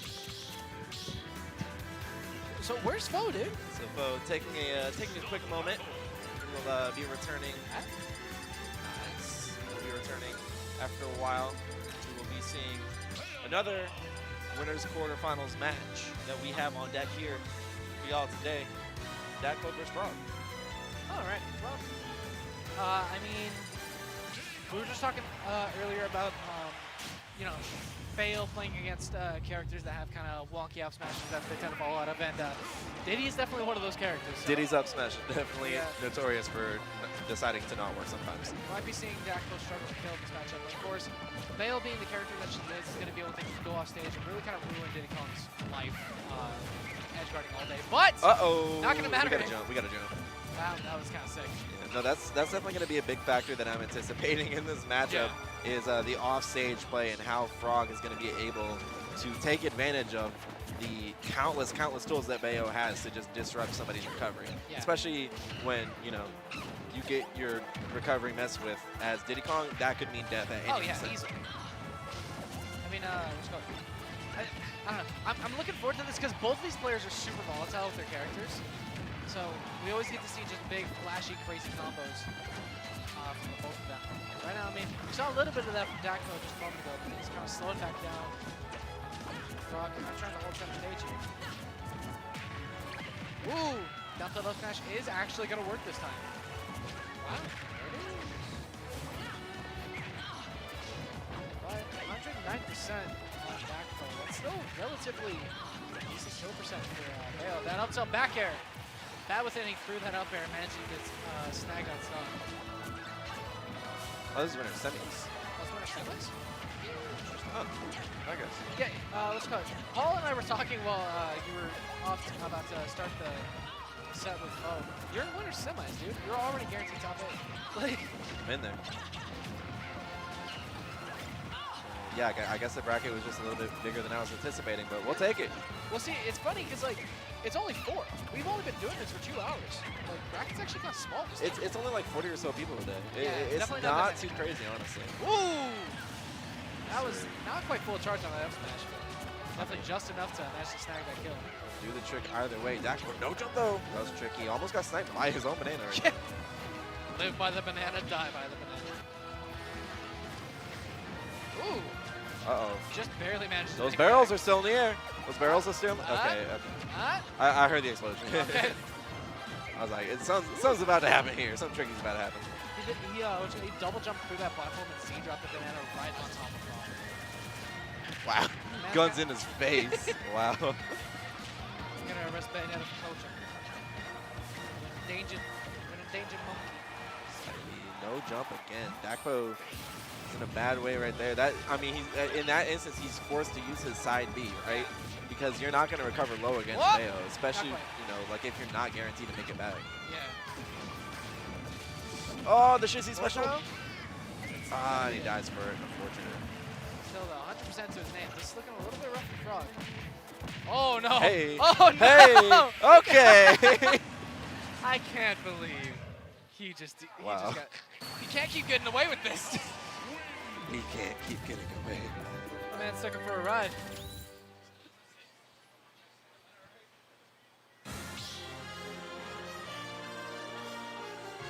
My man's playing with the DK bongos. I want to see somebody like actually in Oh, a dude, tournament with the absolutely. bongos, dude. I mean, I've seen people hold the controller upside down, backwards, Yep. and like play really effectively. So if they can do that, I can imagine. You know, I would imagine people can play with like a Guitar Hero controller too. I've seen. I don't remember if it was Big House or Genesis, but I remember going to a major and seeing somebody playing friendlies with the House of the Dead keyboard controller. No, or really? Typing of the Dead. That's sick. Or whatever the game was called, but it was the keyboard GameCube controller, right? The keyboard doesn't even work. It's just a wide controller. So we kind of missed out on that whole first stock with Frog just punching Diddy Kong square in the mouth. We have more important things to talk about. But yeah, I mean, Frog sitting up 3 stocks to 2 right now here on Dakpo. You have to play from behind, but he's up a game, so I know he's not really too worried about it. Yeah. You know, it's definitely an instance of being able to really just feel things out for just a little bit longer. You know, it really just gives you the opportunity to, you know, and you can even say you're practicing from like playing from behind, Yeah. but it's adjustments that you can make throughout the set. Yeah. You know, like you can go in with your game plan or like anticipating a certain way to like approach how you're about to play this set. Yeah. And then it's throughout that set is when you make those adjustments. That's how you find those wins. Right. And I know Dakpo, you know, while he might be, you know, behind right now, he might be playing from a deficit. I know that the adjustments are happening. The gears are turning. Yeah, I mean, Dakpo's been playing these games forever. So he's definitely no stranger to making comebacks like this, especially not against characters like Bayonetta, who, I mean, these two must play like every other week because of how often they see each other in tournament. But that witch time was nearly devastating. Of course, if Bayo manages to witch time an item like that while the thrower is still nearby, it will actually still witch time the thrower, which is just crazy. And that's something that Frog does a lot too, is even a banana sitting on the ground, you can walk up to it and witch time. Yeah. Or you can witch time and then land on it during the witch time and it will still slow. Yeah, if only for, to assure that he's going to be able to grab that banana and not trip up on it and put himself in a bad spot. The rapid jab was buffed, but it's not quite going to kill just yet. Oh, but those barrels will. Okay. My man said kamikaze, and I got you. Went all the way in. I believe winner semis, this could be best of 5, yes? Should be, yes. I do believe it should be. So. Up to back air, not quite connecting. You would know an awful lot about that. Yeah, that is a term I hear a lot. But 170 right now. I mean, Whoop! can Bayo kill? It's more a matter of can Bayo live right now. Yes. Because Dakpo kind of running circles around it. This truly is the mini game. Forward throw. What? Not even funny. It's not at 170. Okay, maybe Bayo can't kill. Maybe Bayo can't kill. Right? Who would win? A witch with the power of demons, magic, and guns, or one monkey boy? Or monkey. Wow. And that's got to be a game 2 for Dakpo. I cannot believe he did all that on his second set. So yeah, getting the verification there from Navi. It is 3 out of 5. Cool, cool. So. I mean, I can't imagine we're going to be seeing a counter pick, yeah, because I feel like at this point, either Frog's going to pick a different character, or yeah, he's just going to stick with the Bayo. Yeah. I mean, Might as well rock it out at this point. Yeah, I mean, he's got a couple of secondaries, but I feel like in a matchup like this, you just stick with your main, especially against someone like Dakpo. Yeah. You don't want to give Dakpo the mental edge of like, hey, you're beating my main so bad that I need to go secondary, you know? Because as soon as you fold like that to someone like Dakpo, you're just kind of forfeiting the next game. Dakpo especially like takes those types of, you know, mental interactions and just runs home with it. Yeah. So Frog keeping his composure right here, sticking it out with the Bayo, the tried and true. Let's see if it's able to work out any better here. Down 0-2. I mean, it seems like he's trying to go in a little bit harder just to like keep Dakpo from having that ability to set up on him, you know? So I think Frog's playing a lot more around Diddy Kong in particular, you know, because I think throughout this set, you know, there have been the smaller outplays, but a lot of things that Frog has, you know, have succumbed to throughout this set has just been, you know, things that Diddy just does, you know. Yeah. So I think he's playing a lot more around Diddy Kong right now as opposed to Dakpo, and I want to see. I mean, so far it seems to be working out. Dakpo definitely has the opportunity to, you know, put his mind in the game a little bit more, you know, but which time right there, gonna catch a banana, up smash, send him off the top. He was not ready for that. Yeah, I think it's an interesting observation that he's trying to play around Diddy more, because I've always seen Frog, he's one of these players that really thrives off of reading the opponent's defensive habits, because, you know, as we saw that last game, Bayo kind of struggles to kill if you don't have those hard reads. But if you're not even able to get in to put yourself in a position to get those reads, you know, you're just kind of shooting yourself in the foot. So I definitely think you're right. He's just trying to play around that Diddy, not really let himself get caught up in too much. But he's still eating a pretty hefty amount of percent. He's evening out just a little bit. He's got him off stage. Ooh, but he may have overcommitted. This could end up being a really terrible situation for Frog. I can't believe he swung for that. And he's still fairly even right here. I'd say it's definitely a little bit Diddy Kong favored in the moment. It's going to take a little bit more to be able to kill at 91 if you're Bayo, but the bonk not quite going to do it just yet, but 160, just about anything could really do it here for Dakpo to take this stock. It's going to end up being good, but there we go. Up on the back air. Not killing. What? No! In what world? Dakpo, you madman. What kind of DI was that? Okay, dash, yeah. That dash tag almost didn't kill. Yes, almost didn't kill. I would have felt, honestly, I would have felt bad for Frog. Like at that point, like his character's just not working with it. But Dakpo fired back with the stock of his own. As we see Frog make a big turnaround here, this could end up just being a nice 3-0 for Dakpo. Yeah, I mean, you know, Frog definitely still at least keeping it close right here. Yeah. Has a little bit of a lead in the moment right there. still has a very, very good chance to bring this back. He's got a combo going right here. Nice little hefty chunk percent there. He's gonna have to try to find a way to get in though. Dako doesn't have banana, so he doesn't quite have to worry about that immediate punish range.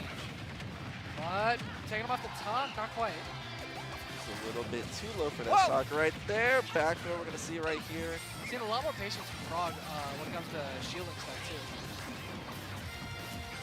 I just want to say I love what Dakpo did right there, throwing the banana up to try and elicit a response from Frog, and then just not doing anything with it.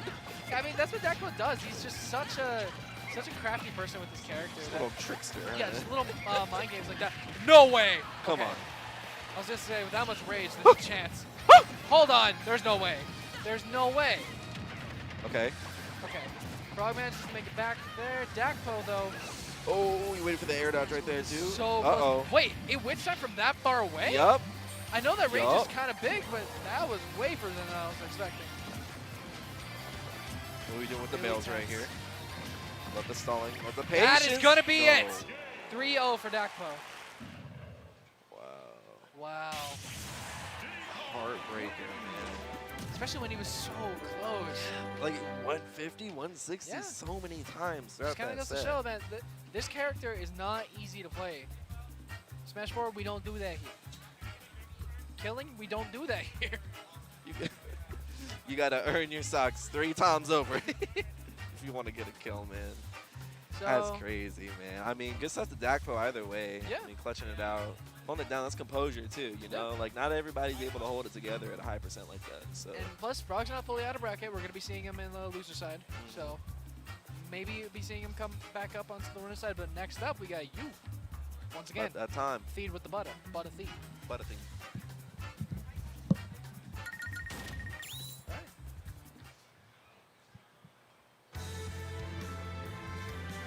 Here we go. We're finally going to be getting that Foe versus Thief set that was promised. Where'd he go? There he is.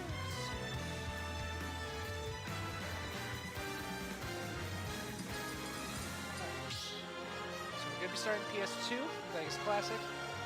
I'm telling you, if you ever play against someone in Vegas, they don't start PS2, they're not truly Vegas. I'm sorry, I don't know what to tell you. You can live here your whole life, born and raised, you could have been here since the 90s, the 80s, the 70s even. If you don't start PS2, sorry. Vegas criminals has been revoked.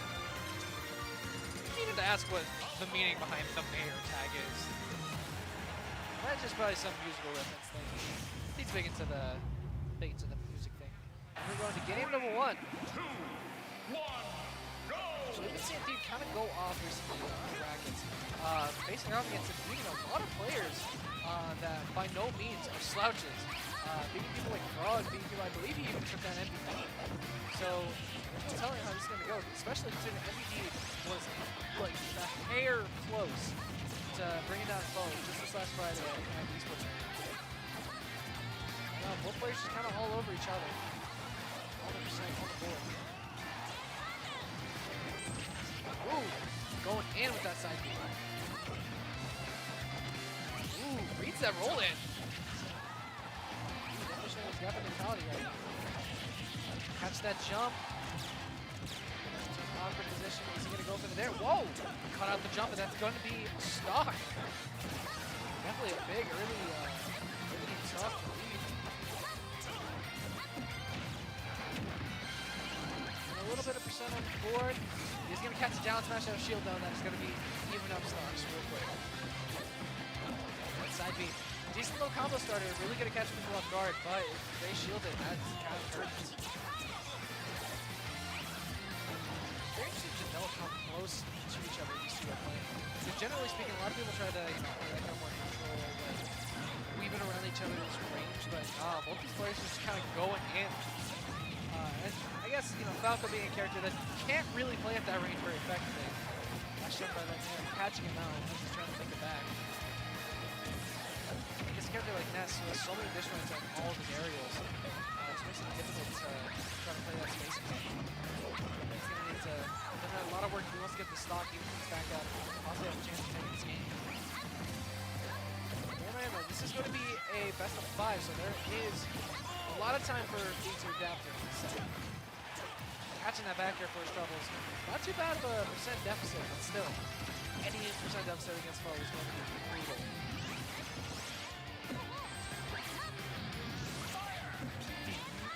Narrowly managing to make that back. Catch that 2-frame down tilt. He's got him off stage. Quite able to push it back off though.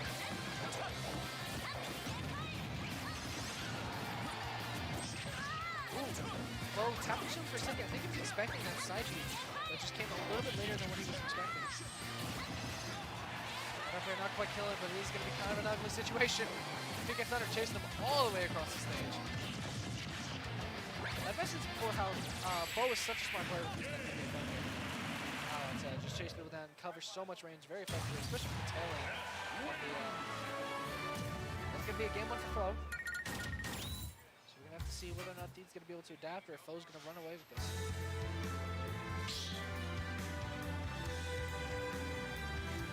Start the battle.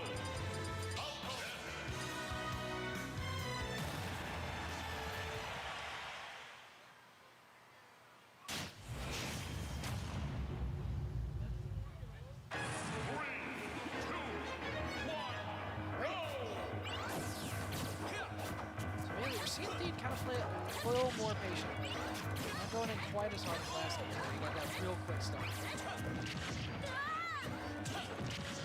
Ooh. Shields the side magnet just in time. It's interesting because not only people try to aggress on side magnets whenever Flo goes up. I feel like it's kind of one of those things where like it's pressure, but it's kind of a fake pressure. Like it's not as dangerous as you think it is. But it's just the general fear of it ends up causing you to be a little more hesitant and chill than you should be. And defeat just so much more pressure for you. It's kind of something that I feel Flo thrives on. So far, none of this pressure that Flo's been putting has been taking all of this damage. He's just kind of struggling to get any kind of damage on the board. Really trying to use that platform to his advantage. Ooh, gets the drag down fair.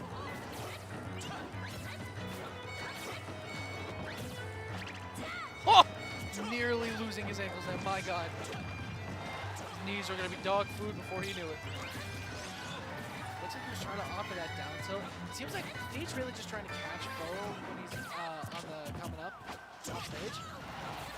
Which is not a bad idea, but against a character like Ness, who has so many additional moves, it's kind of difficult. But managed to get that fair, sealing up that stock.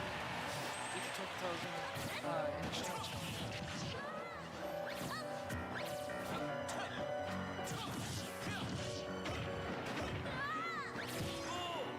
I like the patience from Deed there, not trying to go immediately in.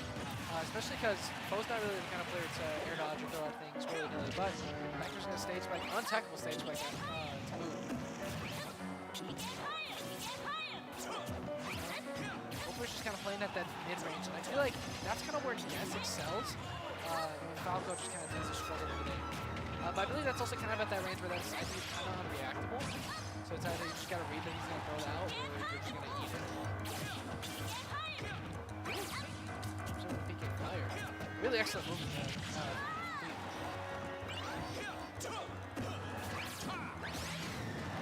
Back area is going to do it. I believe I saw these two money match a couple weeks ago, and it was actually fairly close.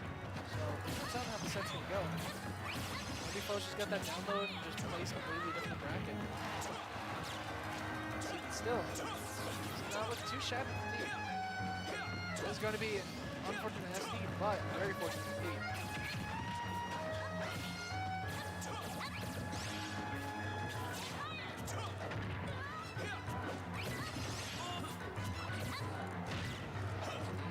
Slow it down just a little. Doesn't have a whole lot of room for air here. Goes down by that PK Thunder. He's going to zoom right into the up smash, but it's not going to kill. So, just about any throw, aerial is going to kill him at this point, and that back throw right at the ledge is going to seal his stock yet again.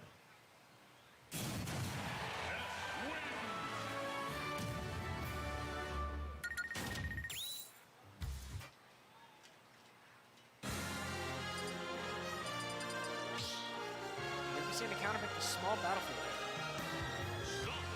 I mean, the only thing I can really think of is that maybe just the size of PS2 stage was not really working out for him. He still wants the same platform layout, but just wants a slightly smaller stage to work with. Is the best thing I can think of.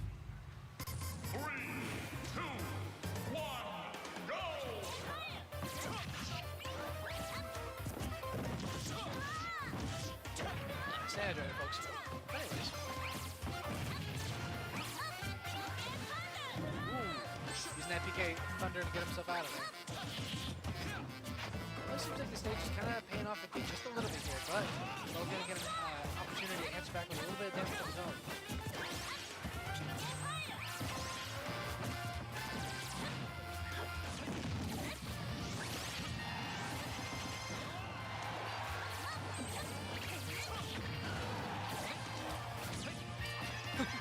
Kind of going a little hand with that reflector. He's going to need to grab for it.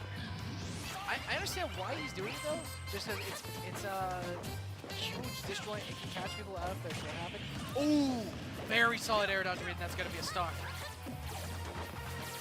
Gotta love seeing the Falco down there. Makes you think of better times.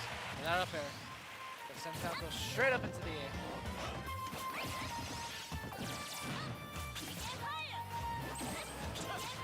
Definitely think maybe this counter pick was kind of a momentum shift for a team, or just you know, a mental shift. We were talking about that earlier. What I mentioned the Ridley counter pick that he sometimes go for, where he just he does it just to kind of reset his mentality as part of the playstyle as well. And I think maybe small battlefield is just more of a comfort for him, or it just makes helps make him a little more comfortable mentally dealing with maybe players or characters he's not too used to. Ooh, solid edge guard. Or I'm sorry. I said edge guard, I meant read. God, I'm so off today. I apologize. Opting forward though. I was kind of expecting it up there, to be honest. Just that juggle type situation. Falco in the space is kind of known for struggling to that back. Right at the opposite side of the stage too is still gonna kill him. I guess that down tilt. Just a little further away. Oh, tries to reflect that PK fire, but it's just a little bit too early. Back-to-back side B spikes. I mean, this is still pretty doable if he manages to get this stock. Like, oh, 9-1 to give him the chance. That is now 3 spikes leading into that down tilt.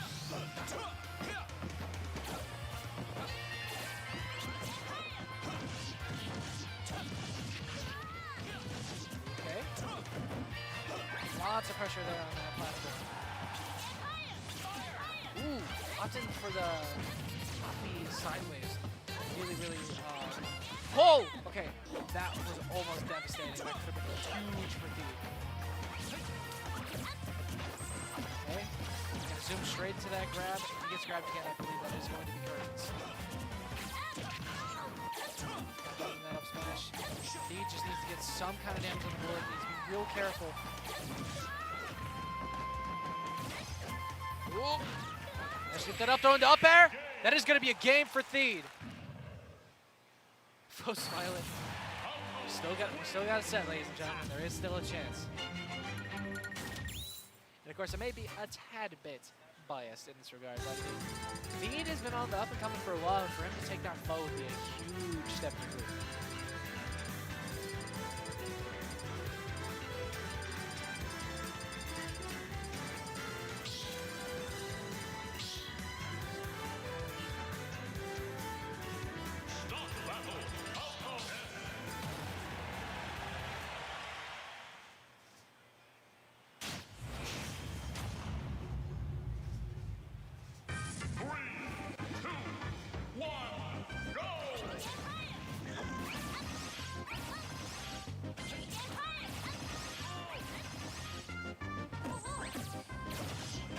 Oh my goodness. This could end up being a stock already if he manages to capitalize. I'm kind of surprised that Foe let him come back here. Definitely seemed like it was pretty comfortable for Theed, but maybe Foe just isn't really minding the counter pick too much. Granted, it really wasn't all that different from PS2. Just a smaller stage, stronger ground, but maybe Foe prefers. Back throw is going to take it. I think it's 100 even.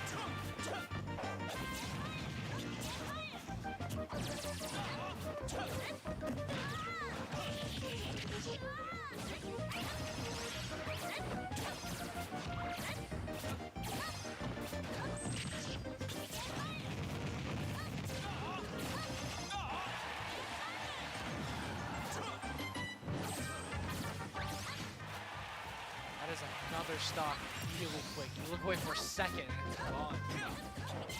This could be a wrap unless he does something drastic and crazy shit that's back in his favor. Which that grab is going to be devastating. This could end up being huge for Foe.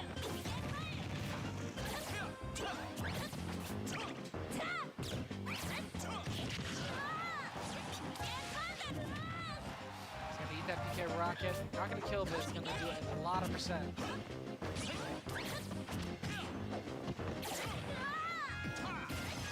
Whoop. The down smash, not quite gonna kill. It's such an awkward position, and he's not gonna make it back. That is gonna be 3-1 for Foe. Such a heartbreaker, especially after how commanding that last stock that third game was.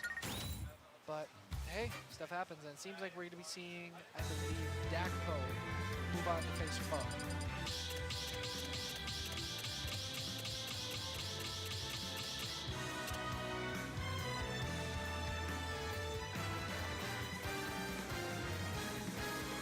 Once again, thank you to everybody that's tuning in. My name is Crimson. If y'all want to follow me on Twitter, it's @Crim the Menace. Same thing for Twitch, twitch.tv/Crim the Menace. I'm going to be doing streaming stuff in the coming weeks. It's going to be a little bit running up the moving situation.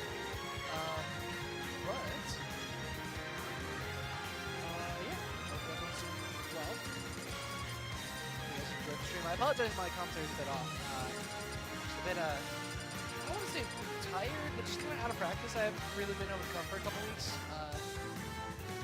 And of course, doing solo commentary is always a little difficult, but I feel like the more you do it, the better you get at it, the more fun it becomes. So, I don't know.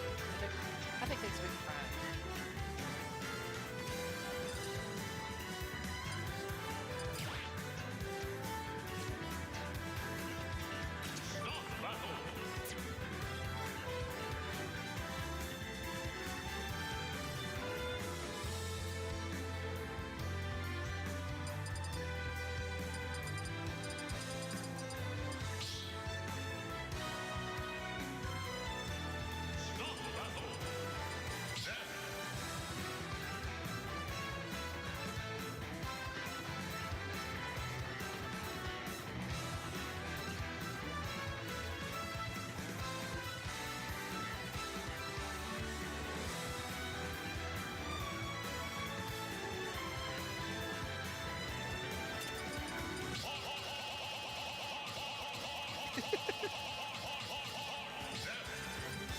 Showing the character select spring tuck skill. Have you ever seen the Game & Watch right off the bat? Interesting.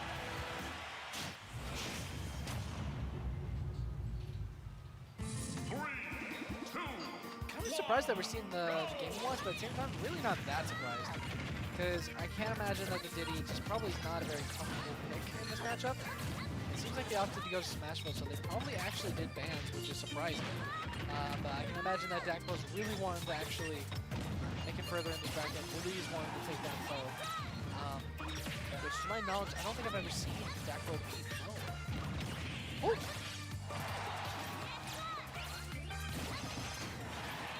Nearly gonna die from that up there.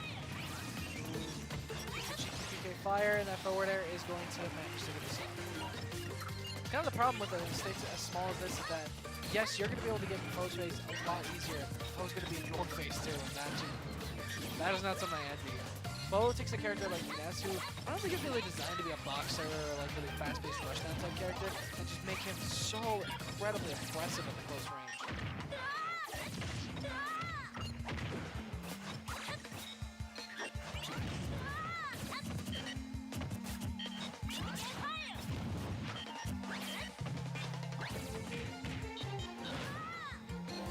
Put him on stage. This is going to be his best bet if he wants to bring Foe down.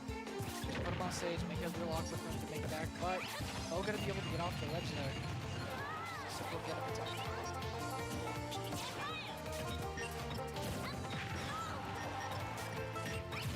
Ooh, forward air fully connected. See back here? Down smash is going to send awful angles. My god. Ooh, whoever is actually going to beat out the PK Rocket. That back air is going to seal the stock finally. Not a great percent situation for Dakpo, but still, he got that stock, and that's more than can be said for something.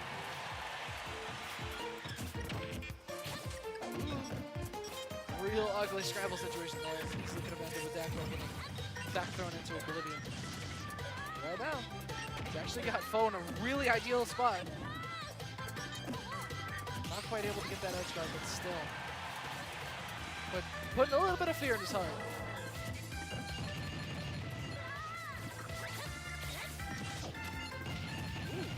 Using that jab to cover himself whenever he's realized he's put himself into a bad spot. That there, nearly killing. Ooh! I like the use of the really low hitbox on that nair there to catch out full recovery. Instead of opting for maybe the back air, which could have whipped or maybe would have put him too close. I'm just going to set up the stock, but still, not a bad spot for back though. Man, I've definitely seen worse.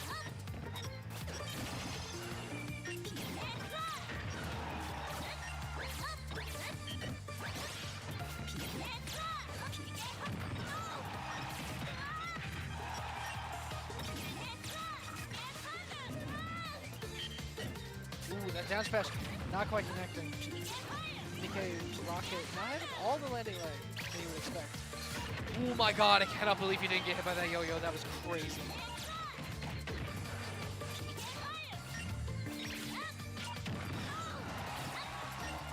Dakpo's just struggling to get the second stock taken care of.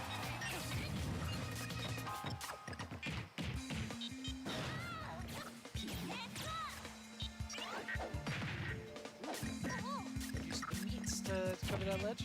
Instead of call Arby's.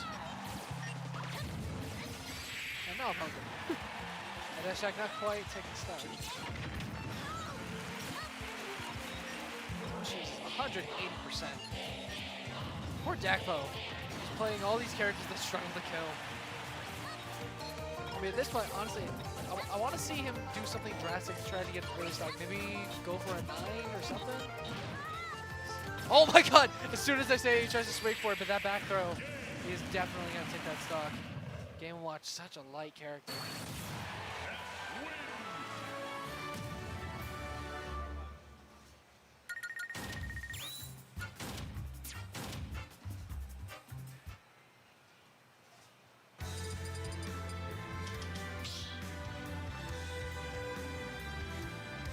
Stop the battle. Mr. Game & Watch. Alright. Launching back into game number 2. We'll be seeing Dakpo stick with the Game & Watch. I mean, the Game & Watch was working out for him. He's definitely got a lot more dish joints, and has a little bit of an easier time edge guarding Ness. But you have to maybe step up the killing setup game just a little bit if he wants to have a more reasonable chance of taking this over foe. Ooh, okay. Seeing Dakpo just answer back blow for blow. Not really giving foe the opportunity, but that stage spike actually managing to almost make it back. I cannot believe he made that back. Foe kind of saved him low key.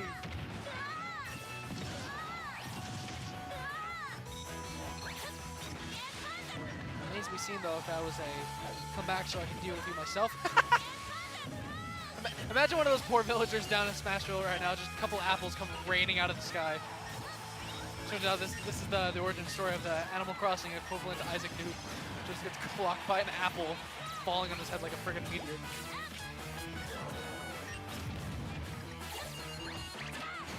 Ugh, Dakpo getting caught in that jab and he's gonna lose his ankles for it.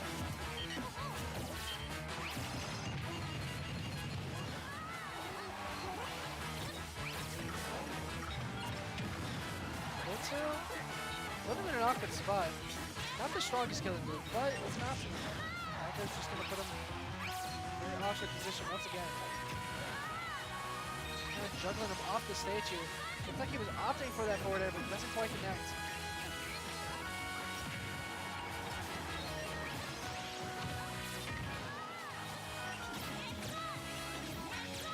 Surprised we haven't seen him try to bucket any of those PK flashes that Foe likes to throw out the stall. Maybe he just hasn't reacted to it, doesn't want to leave himself too vulnerable,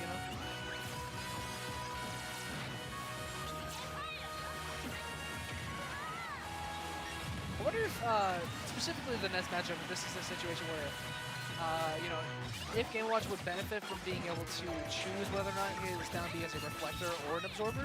Because I feel like having that ability to reflect like the PK Fire, the PK Flash, or even the PK Thunder would be really huge for Dakpo.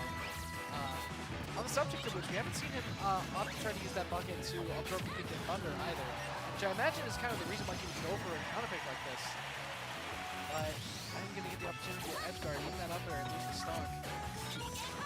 Bear in mind though, this is still a best of 5. So Dakpo could adapt that game 3 if he loses this game. Still bring it back, but it's going to be an uphill battle, especially against someone like Foe who's not really known for being shaken to play these long sets.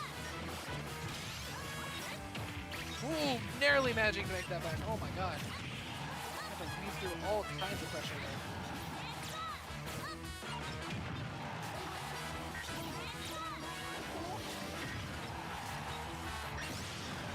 Back here, putting him in an awful position. Narrowly managing to limit that edge guard, about 126%. If he gets grabbed, that's it. It's all going to come down to whether or not Dakpo can get a quick, clean, and easy stock. Gets a little bit of percent healed. He was still trying to get a hold of those apples. 2 7s in the game. We get triple 7s. That's how you know it's Vegas, baby.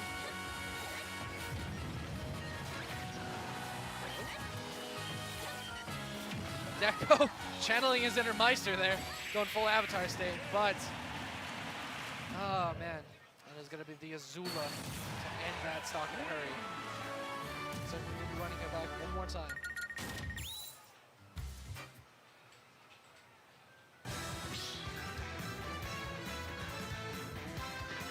Stop battle. Mr. Game & Watch.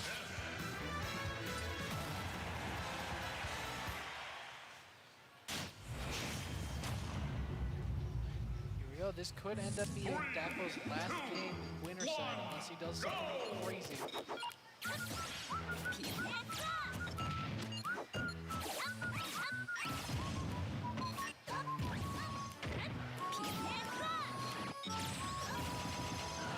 Just kind of having his way with that PK rocket.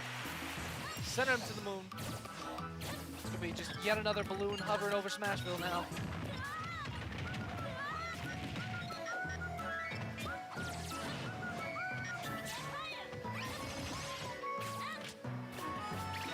Such an awful position. Struggling to get any kind of hit, and I really feel like this has been the mentality killer for him. It's just, you know, he gets the opportunity to make these stocks back so easily or so often, and then he just gets a 7 or doesn't quite get the hit that he wants. Or someone just barely doesn't kill, and then Foe answers back with something like that PK Rocket and just completely ruins his momentum. But the armored up smash is actually going to work out for him this time. He's going to get that stock. Manages to get solid edge guard, something, anything to swing momentum back in his favor. Foe's going to catch up with that yo-yo, swinging around town. That is going to be a stop.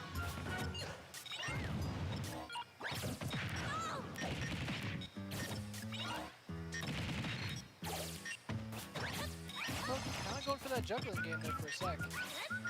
Crazy just trying to up there. Not a terrible idea. Not quite working out the way you wanted it to. Getting caught by all those PK Fires, manages to up the out there. Incredibly safe, incredibly fast up to a lot of advantage. Oh! Doesn't let that up smash rip in time. He's gonna need down air. He's gonna try to land.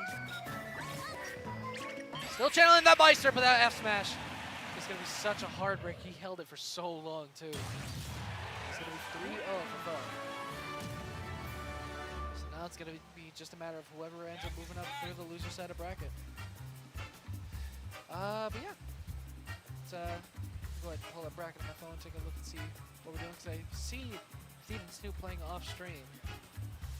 So I imagine it's gonna be whoever wins between the two that moves up to face Dakpo is my guess. I'm not sure which one's next. Let's see. Either Frog Clay, Tito, Theed, and Snoop. Yeah. Unless they're playing off. Yeah. Oh, so Theed and Snoop are playing right next to us. Theed and Snoop are playing right there, so I imagine it's either going to be Frog and Clay, Are they playing in front of us? Yeah, it looks like it. Oh, Okay. so- it looks like we're just gonna be waiting for a bit to see whoever wins between Frog, Claytito, and Thied and Snoop. Yep. And then whoever wins that is gonna move on to phase Dakpo. Yeah, next week I'm going to try to tap these machines. I think I'm going to do that. Just to get more games. Yeah, I possible could to actually, stream. yeah, if I wanted to. Cool. I'm probably going to do that. Give us something to do on instead of this. Yeah. I mean, hey, unless y'all want to look at my mug, so All right. that's an option. Or Genesis. Ooh, Genesis 8. Let's go. I'm excited. Low-key kind of want to go to that. It's all going to depend on what my financial situation is like. But yeah, January 20th through the 30th. It's going to be in 2022. San Jose, California. Make sure you guys go to smash.gg/G8 to try and sign up for that.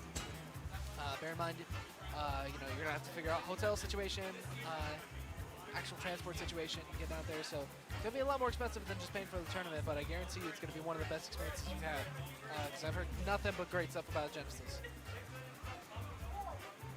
And of course, make sure to tune in to Twitch.tv/Allied Esports at the HyperX Esports Arena, where you will see yours truly and apparently Claytito. Apparently this man right here, yeah, Claytito.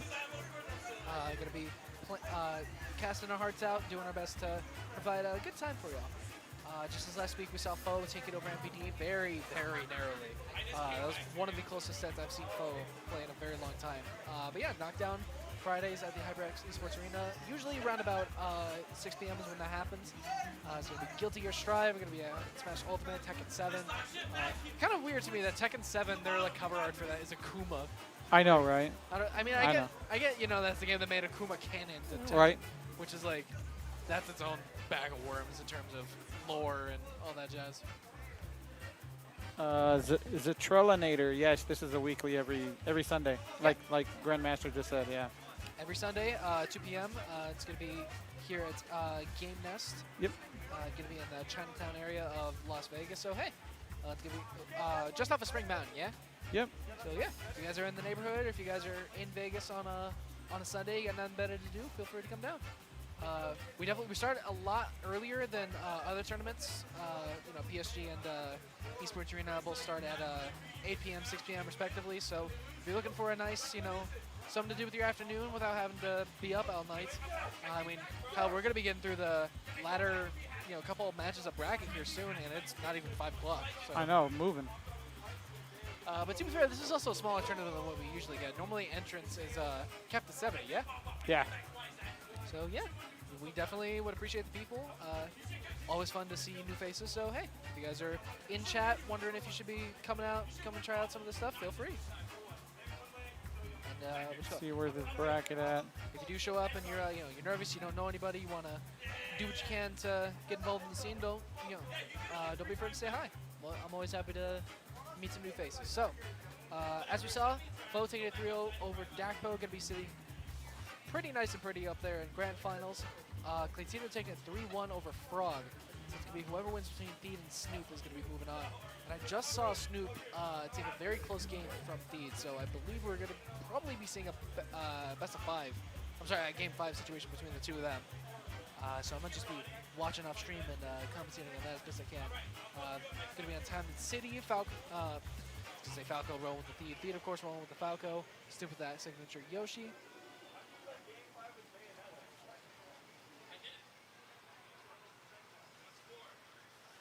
Yeah. I don't know a little bit to talk about. Paul, you got anything fun to talk about? Not really. I don't really have nothing. I mean, I don't. There's nothing real. Oh shit.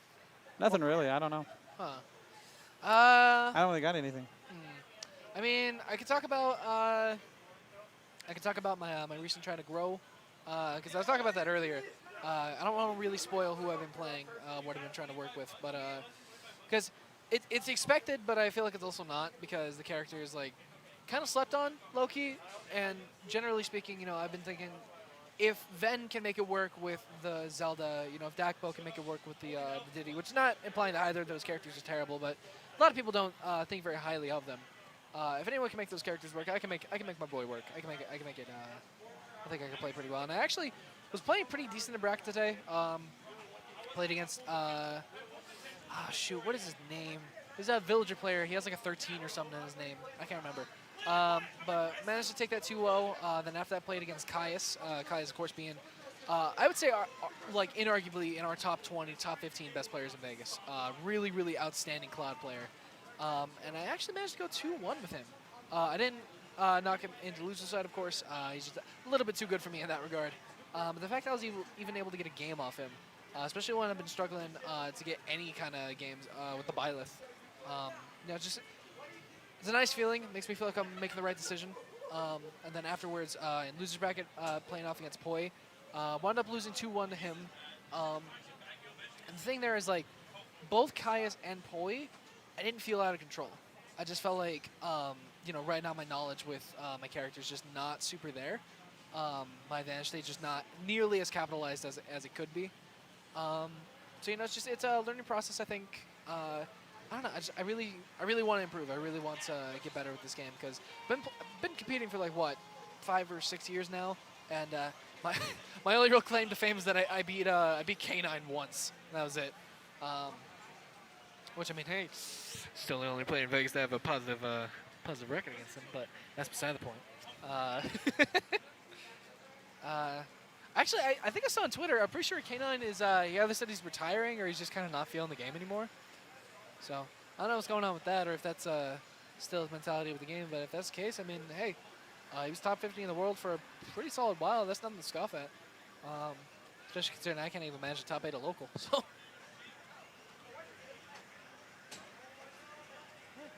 I'm just kind of watching Snoop versus Theed off stream, and it looks like that is going to be Snoop moving up.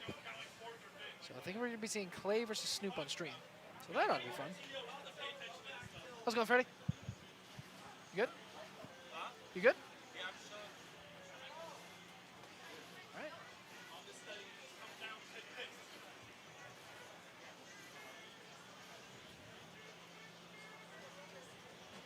Ah. Here we go. Going to be seeing Clay versus Snoop. Yeah, from the sounds of it, that was definitely game 5 between Snoop and Theed. So very, very close. But I believe that means that Theed is secured, what, 4th or 5th? Something like that. So still pretty solid. I mean, he's been consistently placing in these top 8s. So mad respect to him. He's definitely been playing his heart out.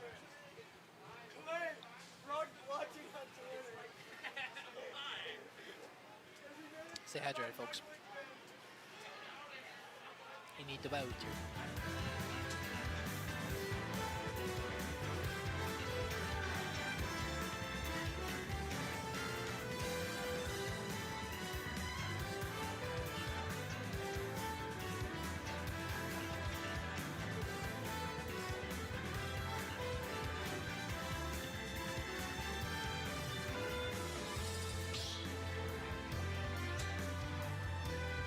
What's up? Yo.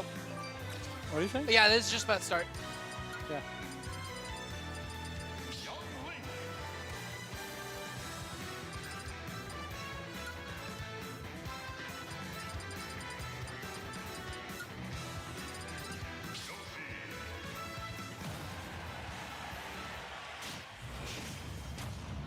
Alrighty, here we go. Game number 1. So the Young Link versus the Yoshi. So the big thing here is that Yoshi is definitely an incredibly aggressive character and is probably going to be able to get around Clayteo's projectiles effectively if Snoop is moving well. But if Snoop's movement is just getting caught out by these projectiles, it's going to need a ton of percent. A bunch of percent you won't really even be able to double jump armor out of either. So it's going to be kind of ugly if Snoop is the character.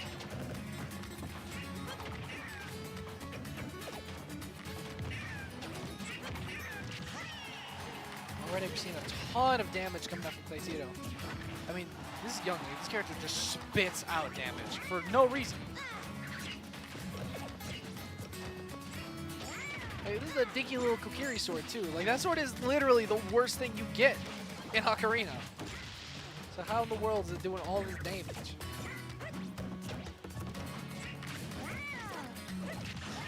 But down there, not taking the stock surprisingly. Seems like Snoop maybe just DI'd it at just the right time. Normally that catches a lot of people off guard and they end up losing their stock very early. And then there, trading is going to... Snoop going way off stage for that.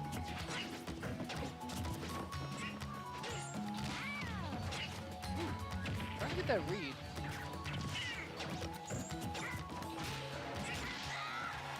That up tilt up air now. Why are you doing that? That's boop.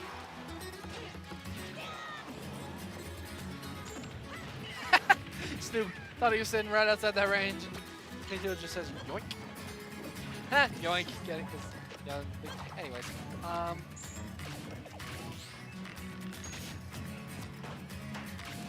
man, at this point, Clayto's got that stock lead. He has no reason to approach. And then we give Snoop the opportunity to take that stock. Up air, not quite enough.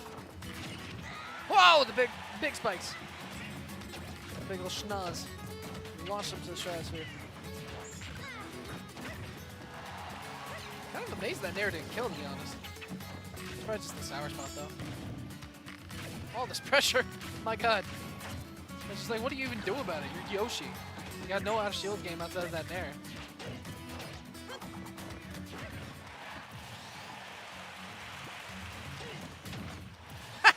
Answer back with a Nair of his own.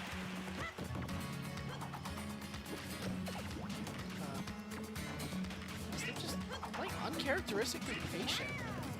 What if he's just trying to think of a way to get through all these projectiles, finally get a decent lead on Clayteo? Clayteo, all he's got to do is just keep doing what he's been doing. Just using all these amazing projectiles that start his combos for some reason. Someone at Nintendo looked at that and was like, yeah, no, this is fine. You can start combos from a whole full stage away. Yeah, it's cool. It's cool. Oh, but his recovery's not that good. That makes it balanced. Yeah, sure. Although, Snoop not doing too terribly of a job trying to get this percent on the board. That down smash rimmed just a little too early. Ooh, he's on the platform. That could have been a huge forward air. Basically, in that stock. That back air, not enough. Back air sent at such a weird angle too. Sent it like that kind of upwards, up to the right angle. That tech was outstanding with that Nair out of shield, finding its mark. I can't believe Clayton attack that, to be honest. Trying to catch that double jump before it came out before there. Bye.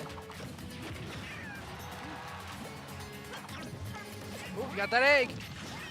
Eat your eggs. Good source of protein. You're a growing boy. Clayton's saying, nah, I've had my breakfast. I don't need no eggs. And so another game to be game number 2.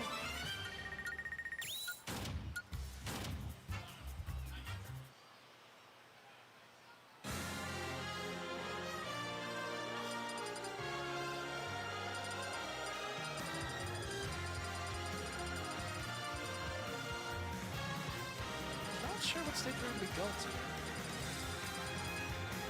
Looks like it's going to be TNC.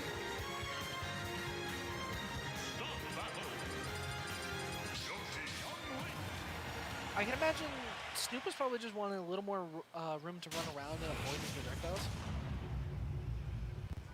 3, 2, 1. What's going on, Freddy? Got Fo hopping on the mic. Hello, what's up? Hey, man. Can you hear me okay? Yeah. Okay. So we just saw game 1. Claytito took it over Snoop. I would say pretty handedly. He had like a full 100% lead on that last stock, but they did still go to last stock. So there's no telling how this game might go. Maybe Snoop will turn it around. Yeah. Having the bigger stage, more room to maneuver around Young Link's projectiles versus Battlefield. Yeah, it's kind of a double-edged sword, though, because it also gives Claytito more room to camp. Yeah. And he's actually been practicing his patience and just walling as of late. I think him and Sisto have been practicing that a lot. So Yeah. We definitely saw a lot of that the last game, too, because there were moments where Claytito was just holding center stage, just mashing the B, mashing the boomerang and stuff, because, I mean, he's got no reason to approach, especially if he's got the stock at the percent lead. all right, and Snoop's no stranger. He knows what he's doing. He's going to have to take advantage of movement here because he's getting caught. Like, if you're getting nicked by Young League's projectiles, you're going to get comboed. Yeah. He just has the frame data to follow up off of Yeah. everything. Ooh. I mean, for whatever reason, they just looked at the scared. It's like, yeah, no, that's fine. It's cool. But on top of that, you know, I guess a lot of other characters getting nickel and dimed doesn't matter that much. But when those nickels and dimes can lead to you getting comboed, that's kind of huge. Oh, yeah, absolutely. And Claytito also living at 118 as well. Getting a lot of good percent here on Snoop's second stock. Nice punish there. Snoop getting a little aggressive, attacking the shield, and like I said, man, Young Link's framed at it. You can't sleep on it. Oh, this could be big. No, just a down tilt. Yeah, I'm kind of surprised we didn't see a forward air there because I'm pretty positive that forward air would have sealed the stock pretty handedly. I mean, that was also good DI from Snoop, too, because he went way out, so I True, don't even know if that would have caught him. But yeah, probably just recognizing that there was no way he was going to make that connect. What? That arrow. Oh, my God, these arrows, they're just catching Snoop right now. He's been getting so many kills with that strong hit nair. Just coming up and rising with it. I mean, it's so fast. It lingers for so long. It's just such a tricky move to deal with. Right, here we go. Oh, big damage. Yep. Clay was saucing for a second. And Snoop playing at this big of a disadvantage can be scary. Yeah. Because the fact that he's just been getting hit by so many projectiles and arrows just goes to show how much control Claytito has. Forwarder, he's still living though. Clay with a solid 3 stocks. Yeah. I mean, there is a possibility we can see a 3-stock here if Snoop doesn't manage to get a kill here in just a few seconds. Yep, and Clay's been so dominant with those bread and butters too. He's been doing arrow nair, just keeping it really simple. But, you know, that textbook stuff is what Clay needs to maintain his lead here. Whoop! Narrowly managing to avoid that up air, but oh my God. That is so unfortunate. I remember I was watching him and Thief play off stream, and he has to eat like 2 or 3 times like that as well. So maybe it's just a mentality is just not quite where it needs to be right now. Maybe he's just a little, I think he's hungover. Yeah, that's probably, yeah. Yeah, he's definitely hungover right now because we were at a party yesterday. I see. It was kind of lit, and I'm a little bad too, but not as bad as Snoop as far as alcohol goes. I mean, hey, all I'm hearing is that sounds like it's going to be an even easier time for Claytito to possibly get this 3-0. Yeah, I mean, because normally Snoop is not the type to SD, so if he's been doing it all day, I mean, yeah, something's not right here. But I mean, like, we take those. A dub's a dub. Yeah. That's a dub a day. I was going to say, I really think Claytito and Sisto grinding as much as they have, just really pushing their advantage state to just crazy heights. I mean, they truly are making it to where these characters are just touch of death. Like, you get tapped once and all of a sudden you're at 80, 90, on the verge of getting killed. So it's crazy impressive. So mad props to them for putting in that work. Yep. I'm actually really surprised that Clay didn't get rid of all triplats. Because this is a stage that Yoshi likes. Yoshi thrives on triplats. He just gets so many movement options. Oh, yeah. He can reset a lot of combos with up tilts. We're about to see one right now. There you go with the down air. All these juggle combos. Yep. And right now, Snoop just pushing a solid advantage state. Maybe finally getting that adaptation that he needs to possibly get some kind of a game here. Those last couple games, I mean, I'm sorry, but they were just not looking good for him. Yeah. I mean, although Snoop's reaction time may not be what it normally is right now, I mean, Clay, he's been playing solid all day. Yeah. So no discredit. Yeah, it's not like he's losing to like just some rando. He's playing against Clay, and Clay's been on the up and up. Yeah. I mean, he just came off a hot victory with Frog. Oh, here we go. Ooh. Actually managing to get an edge guard with nothing but eggs. Yeah, so I wasn't here for game 1, but is this the first time Snoop has a lead in the set? Yes. Okay, this could be huge. Yeah. Like you said, I feel like this could be the adaptation here. And also the map does play a big part. Because I feel like maybe initially he was like, okay, I want to maybe have a little more room to run around, but maybe he just recognized that it's not even so much the room to run around, it's just he needs to be able to get that damage whenever he has the opportunity. Yep. Excellent DI on that down air as well. Absolutely, yeah. I feel like the down air catches a lot of people off guard and they just get killed It does, super early. and it lingers forever. Oh, Even yeah. if it bounces off your shield and you could jump into it like this. Oh But Snoop not having any of it, I was so scared. That big disjointed tail finally putting in a little bit of work. Yeah, no, Snoop's playing with a big amount of confidence right here that Oh I feel is catching Clay off guard. What is I think an arcade goer is unaware that this is a tournament, so he's talking to him. But apparently that small conversation powered up Clay because he just got the stock. He did get that stock. Let's see. Ooh, Clay's starting to get a little bit of damage on the board.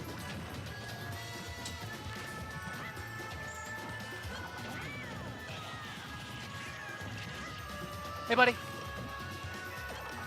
All right, yeah, I just wanted to make sure that he wasn't like gonna talk to Snoop or something like that. Definitely. This is a stock. Oh, that is huge! Yeah, and that's just a like that, we look stock. away for just a moment, and Claytito is all of a sudden bringing this back. Yeah, the equalizer, man. Any type of shenanigans that goes on the top platform, Oh man. you just don't want any part of that. Oh! Okay, that could have been a shield break, and that would have been a very easy game for Snoop.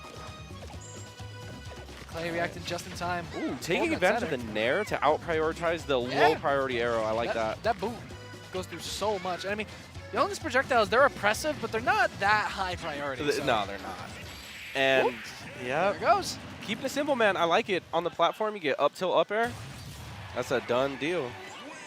So I imagine Claytito's definitely going to avoid any tri-play like the Plague right now. Yeah, absolutely. I mean, he should. Like I said, I feel like it was an interesting decision not to ban that. Maybe he forgot. Yeah. Or maybe he likes platforms too. I True. think Young Link is really good on platforms as well. Yeah, I mean, we saw him on that top platform. Yeah. Really be able to capitalize. But also, I'm not sure if Snoop knows, but that was also a DI thing. Because you could actually DI away, like behind Young Link as well. And he could have avoided getting up air. And he would have taken a back air, but he would have died from it. Back air would not have been nearly as devastating as that up air. Yeah, so that was a good setup from Clay, recognizing what he had, So now, and able to get the up air. yeah. So now we're gonna be going to small battlefield, another kind of small-ish stage. This is good for Yoshi too. Yeah. So a lot less room to run around, you know, as compared to PS2, but still got those platforms to work with to maybe extend his combos just a little bit. So. He's just pogo sticking out the gun, bro. Look what I can do. Oh, no jump. I was going to say, that could have been a huge extender from Snoop Ooh, if he big recognized damage. that he didn't have a jump. Yep, up airs, That up man. air is so good, dude. Like, These strings looking like Mario up airs, dude. Honestly. Or like Zero Suit up airs. yeah. Oh, Snoop tried to end it right there. Tried to catch him out of the egg lay with a forward air. Doesn't even want to give him the opportunity to make this up. Yep, Snoop doing a great job drifting out of combos. Yep, Clay throwing out a lot of hitboxes. As you can see, Snoop just playing patient below the platform. I feel a lot of people get caught by that, I've noticed. The like falling up air into rising up air on shield when you're stuck on one of those platforms. Oh, yeah. I mean, I'm guilty of it as well. Oh, so. yeah. Well, it's just, you get hit and you're just like, oh, man, I want to jump out of shield. And then they catch you with the second one. You're like, Yep. man, I feel kind of dumb. Why'd I get hit by that? Yeah, that was a pretty solid nair as well. I feel like it could have caught Snoop DI. Ooh, these back airs. Yeah, Clay doing a good job playing off these platforms here. Okay, huge. Forward air to up air. That is tried and true. Yep, Young Link being the lightweight he is, he will die Yeah. from Yoshi's amazing up air at like the that 120 up to air, 130. low-key kind of busted. Like, it does so much It's damage. super it's fast. such a good juggling tool. Exactly, it does Kills. everything. Okay, here we go. 40% and growing. Clay getting out of there, resetting neutral, just poking. I like the use of this air. Oh my god, I actually was expecting them just completely reset and go back to projectiles, but Yeah. he goes in with Zaire to grab. They actually and oh my god, is that going to be stock? Not quite. yep. No, they could be. Okay. I was gonna say not again, not twice, bro. He's like, all right, let's try this again. one last time. But Snoop with the equalizer of his own. This is a dead even game. 2 stocks apiece.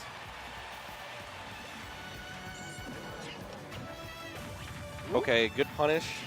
I mean, it's not going to kill, but it's keeping Clay at the ledge, and that's where Snoop wants him. Yeah. I also like the fact he went for all those pummels, because I've noticed whenever people do that, that's usually just their method of like, all right, I'm just going to get this damage. I'm not going to worry about it. I'm just trying to slow down the pacing a bit Yeah. to be a little more my speed. Kind of amazed we didn't see an up smash or something. Yeah, so the thing with that is I think Young Link actually has the choice if he wants to bounce or fastball. True, yeah. So I don't know if Snoop was able to react to that. Yeah, it was just like, you know what, I'm not even going to risk it. Yeah, that was a good call from Claytito. So now Snoop off stage, but you know, Snoop's movement off stage is just too good, but he gets caught that killed. Just stabbed poor Yoshi in the foot. Need to be getting some steel-toe boots, my guy.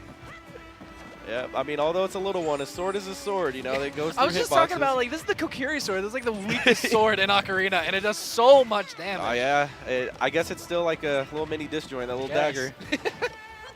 All right, so Snoop just on this platform right here, and I don't know if that was a misinput roll from Claytito, but he kind of dropped a big advantage right there.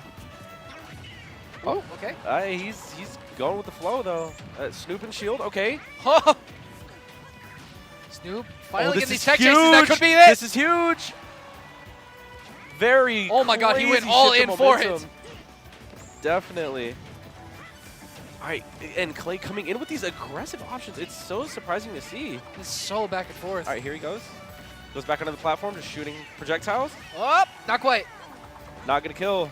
Snoop on his tournament stock here, and again. Okay, down throw. No, he didn't go through the down throw. He's not trying to get a combo. Just wants that stage presence. Yeah, honestly, normally Snoop does like to. Oh, that air dodge. That is gonna be No, the. the Oh, that's the bomb. bomb. The bomb. Oh, I'm so excited. Oh, this is so close. They're not going to do it. Is Snoop going to go? No, he's just opting to go for the ledge. Play safe. Neck and neck and damage. It's going to come down to just, I mean, honestly, any single hit here is going to be huge. Oh, what? The double jump armor! I cannot believe that just happened. That oh was my so god. clutch! The down B is What going is that to, move wow. called? The butt slam? I don't even know what that is. Ground pound? No, it's ground not. pound? It's, No, that's Donkey Kong. Oh, wait, no, down B. Yoshi Bomb, I think? Yo, Or no, I think that's Bowser Bomb. No, Bowser Bomb is his side B grapple. Okay, well he. Oh my god, the down B. that was yeah, that was such a tense situation, and Snoop takes such calculated risks. Like the average person, the simpleton. Yeah, the simpleton. Normally, at last stock tournament stock situations, when you're both like 140, Yeah. would not do such a heavy commit Oh, move no. like Yoshi down B. Yeah, but they would just fold to air dodging or just landing with an aerial. there's or just something. something in this man's brain that's like, all right, this is going to work. And it did. It pays off. High risk, high reward, man. And now we're going to a game 5. I imagine the stress is just helping him work through that hangover. He's finally like, okay, I'm awake now. Right, he's okay, getting I'm here, sobered I'm up here. real quick. That'd be like that. All right, but Clay Oh starting my god, off. 84%, only 15 seconds into the game. Are you kidding Yeah, me? lots of energy here on this game 5. Kind of surprised that they went back to small battlefield though. Although, I mean, they were both just kind of going back and forth. I feel like at this point, it's not about the stage, it's about just the mental matchup, you know? Oh yeah, absolutely. And you know, who knows what they banned? So this is probably like one of their only like stages that they have now. Ooh, doesn't shield the full up B, and that is going to be... That up B lasts forever on shield. It is so, like... Oh, my God. Yeah, Clay getting off to a really good start. Good lead here. Okay, just poking Snoop while he's on the platform. All that pressure on the shield. Lots of shield pressure. Oh! Going up. Oh, okay. Down Okay. throw, and Ooh. that's the setup that I'm used to Snoop doing at the ledge, is doing down throw and like baiting out an air dodge or an aerial Yeah. to up air. But I really don't think he wants to deal with Youngling's down air. No, definitely not. For sure. Especially in this situation where, like, that down air can lead so much if he's not careful. Especially, like, the fastball down air, like, he hits you on the way down, just comes up immediately, is up airing, back airing, doing airing, you, like... Right. And Clay's putting on so much pressure. I'm not sure if you saw the little tussle that they had on that platform on the left, but Whoa! oh, First hit back air man. to up smash, that was clean. Yeah. That's some normal Link, kill confirm. All right, so Snoop on the ledge right now. Claytito just looking for his landings. Snoop playing really tricky right here, just taking advantage of movement. This is his tournament stock, so he's not trying to make any mistakes right here. Definitely not. Gets the punish. Okay.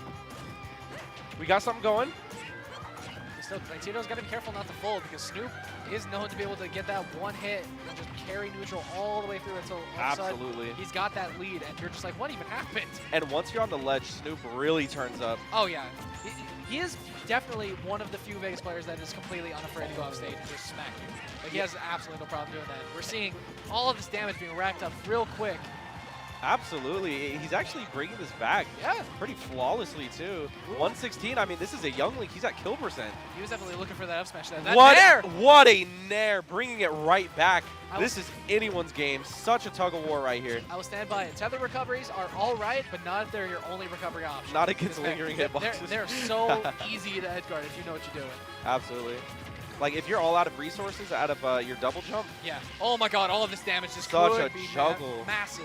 such a juggle, and we're going right back into the air. Clay opting not to land aggressively here.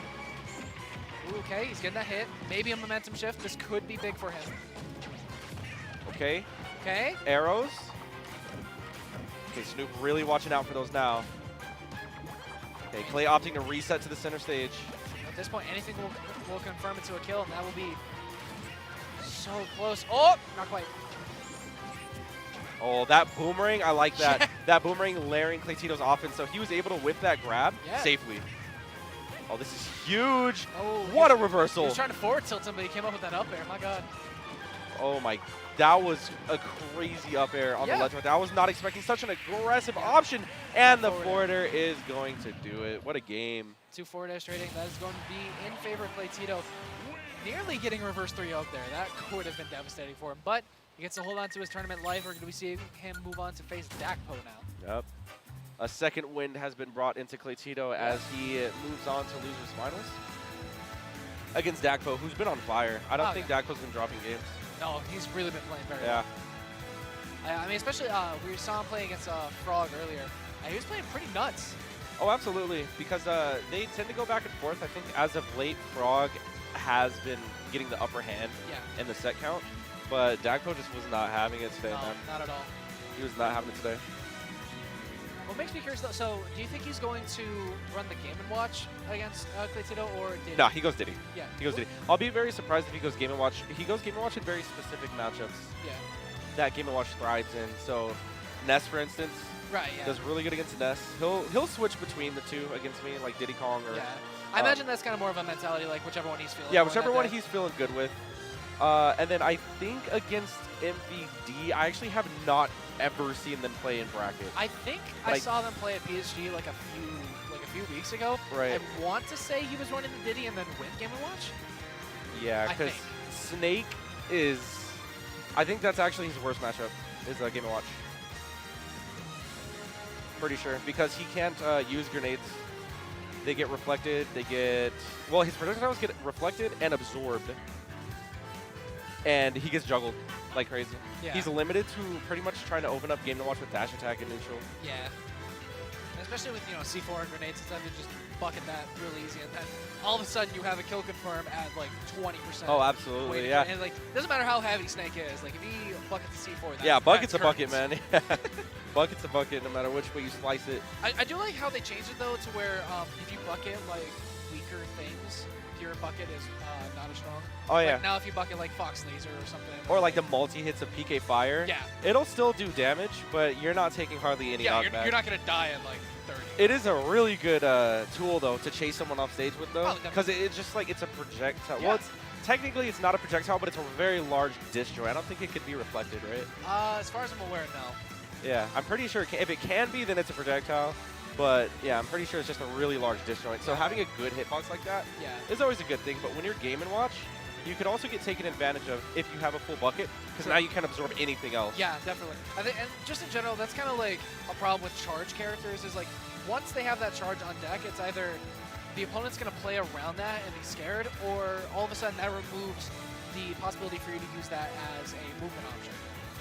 Like Oh, you, yeah. you see that a lot with like Yume, where like he'll constantly be charging Aura Sphere and not fully charging it because he wants to have that ability to be reverse and use it as a movement option. Oh rather yeah, than just- it's the same thing with just overall mind games too. So like the giant punch, a lot of times if DK's hanging on ledge, he'll drop down, reverse giant punch, and then rising back air. Yeah. Like cancel it and do a rising back air. So yeah, it's movement, it's a mind game. Definitely. I'm fairly confident that we're gonna be seeing Dakpo go Diddy Kong though. Yeah. I haven't seen him use. I mean, They played at MSM they, just recently. Clay and Dakpo played at MSM and Dakpo won using Diddy Kong. in that case, I could definitely see him play the Diddy. Yeah, I'll be very surprised if he switches up. Unless he just is so confident that he's like, okay, this is a full warm-up. Yeah. So I'm just going to bring out my Game & Watch now. that- Make that's sure he's kind of what I warm. was thinking was the Game Watch possibly as a warm-up for facing you again. Yeah, but I mean, like, him and Claytino do have back and forths. I think Dakpo definitely has the upper hand, but, Yeah. I mean, you can't sleep on Clay in this match. No, definitely not. I mean, he's been playing kind of on fire all night, so. This is true. Dakpo, I'm not sure what kind of ritual he has before his sets, but he's gone for a minute.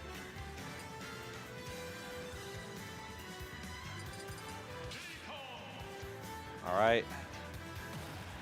Yep, Clay definitely feeling the energy. Standing up, kind of marching in place. Here we go. Game one, Diddy Kong versus Yank. Yoink. And these two actually play a lot too. They're like grinding buddies. So I'm not surprised that they do have back and forths. I definitely think it's a really good feeling to play against someone that you go so even with, because I don't know, you get this feeling of like I'm improving once I do start like playing well against this person. Yeah. Like you can tell when you're having off days or where your weak spots are. Oh my goodness. Whoa! I'm just gonna say right now, I think Dakpo's the sickest player, like, to watch in Vegas. I love how calculated everything is. What goes through his mind when he gets these like insane combo extenders, man. It's just like, it's insane. Oh my god. He hit Frog with that on stream earlier. Just 4 down tilt back to back. Yeah, oh to yeah, I back. saw It was that. disgusting. Yeah, he's chasing Claytito right now. Claytito landing aggressively with Nair, resetting neutral. Very nice. Definitely a much more aggressive game than what we were seeing just a moment ago with Snoop.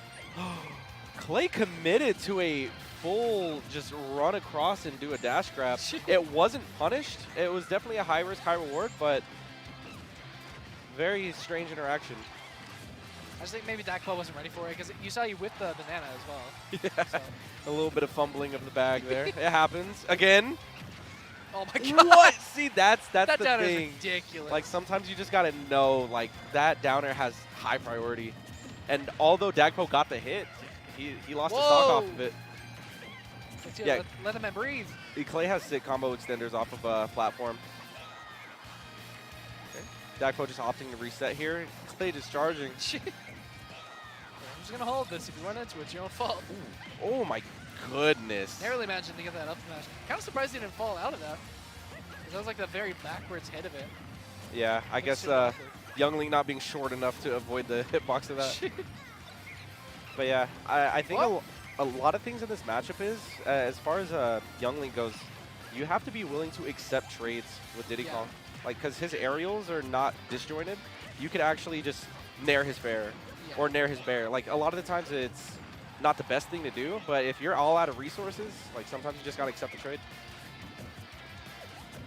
Yeah, I mean, I think a lot of the time, anyone who's playing like a swordy or like a projectile character, they try to think in this mentality of like, I need the space around their options. But like, no, if you can get stage advantage, if you can get some kind of advantage out of trading, just go for it.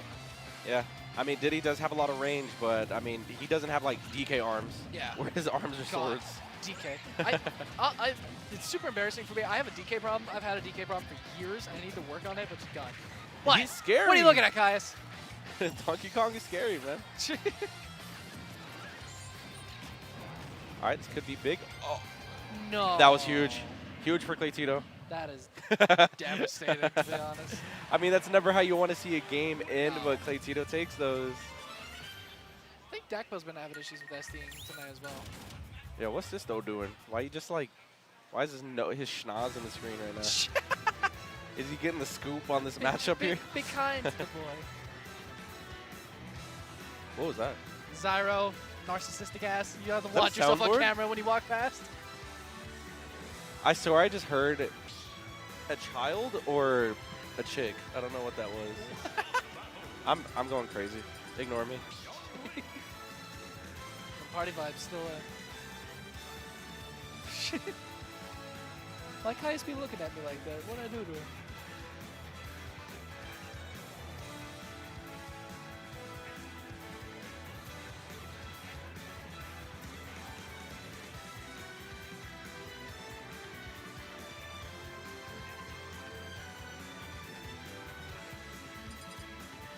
Dagpo is getting philosophical before game 2. What was this even really possible? It's just yeah, he said that. He's like, it's not possible. It sounded like some anime He's like villain. he's like a frustrated like mad scientist. Like the formula's not adding up. The math doesn't make sense. What's going on? I mean, this man do be in the lab. Oh, okay, hold on. Speaking of in the lab, though, oh my God. Yeah, these extenders, man, that's No. huge. He has no rage. That's not gonna kill. I was gonna say, there's no way. But I mean, 0 to 100 real quick. Oh, Dagpo's yeah. gonna have to answer back. What Why a did he tech! have to tech there? I don't Yeah, air dodging don't into understand. the stage. It's a pretty wonky mechanic sometimes, but if you're in tumble animation and you air dodge close to a ground, close enough, you will tech. It's so weird. Okay. Oh. Dagpo extends. Yeah, not a thing anymore. Rip the pyramid scheme. Yeah. I mean, 105. I mean, this isn't a bad deficit at No, all. not at all. This is super doable. Okay. B, going for it. I thought he was gonna grab. Usually Clay grabs right Normally there, he but does. yeah, he went for a huge extender. It looked like he was trying to run off a nair. Kind of surprised he didn't offer the up smash there. I feel like it might have. Who, killed. Dagpo? Yeah.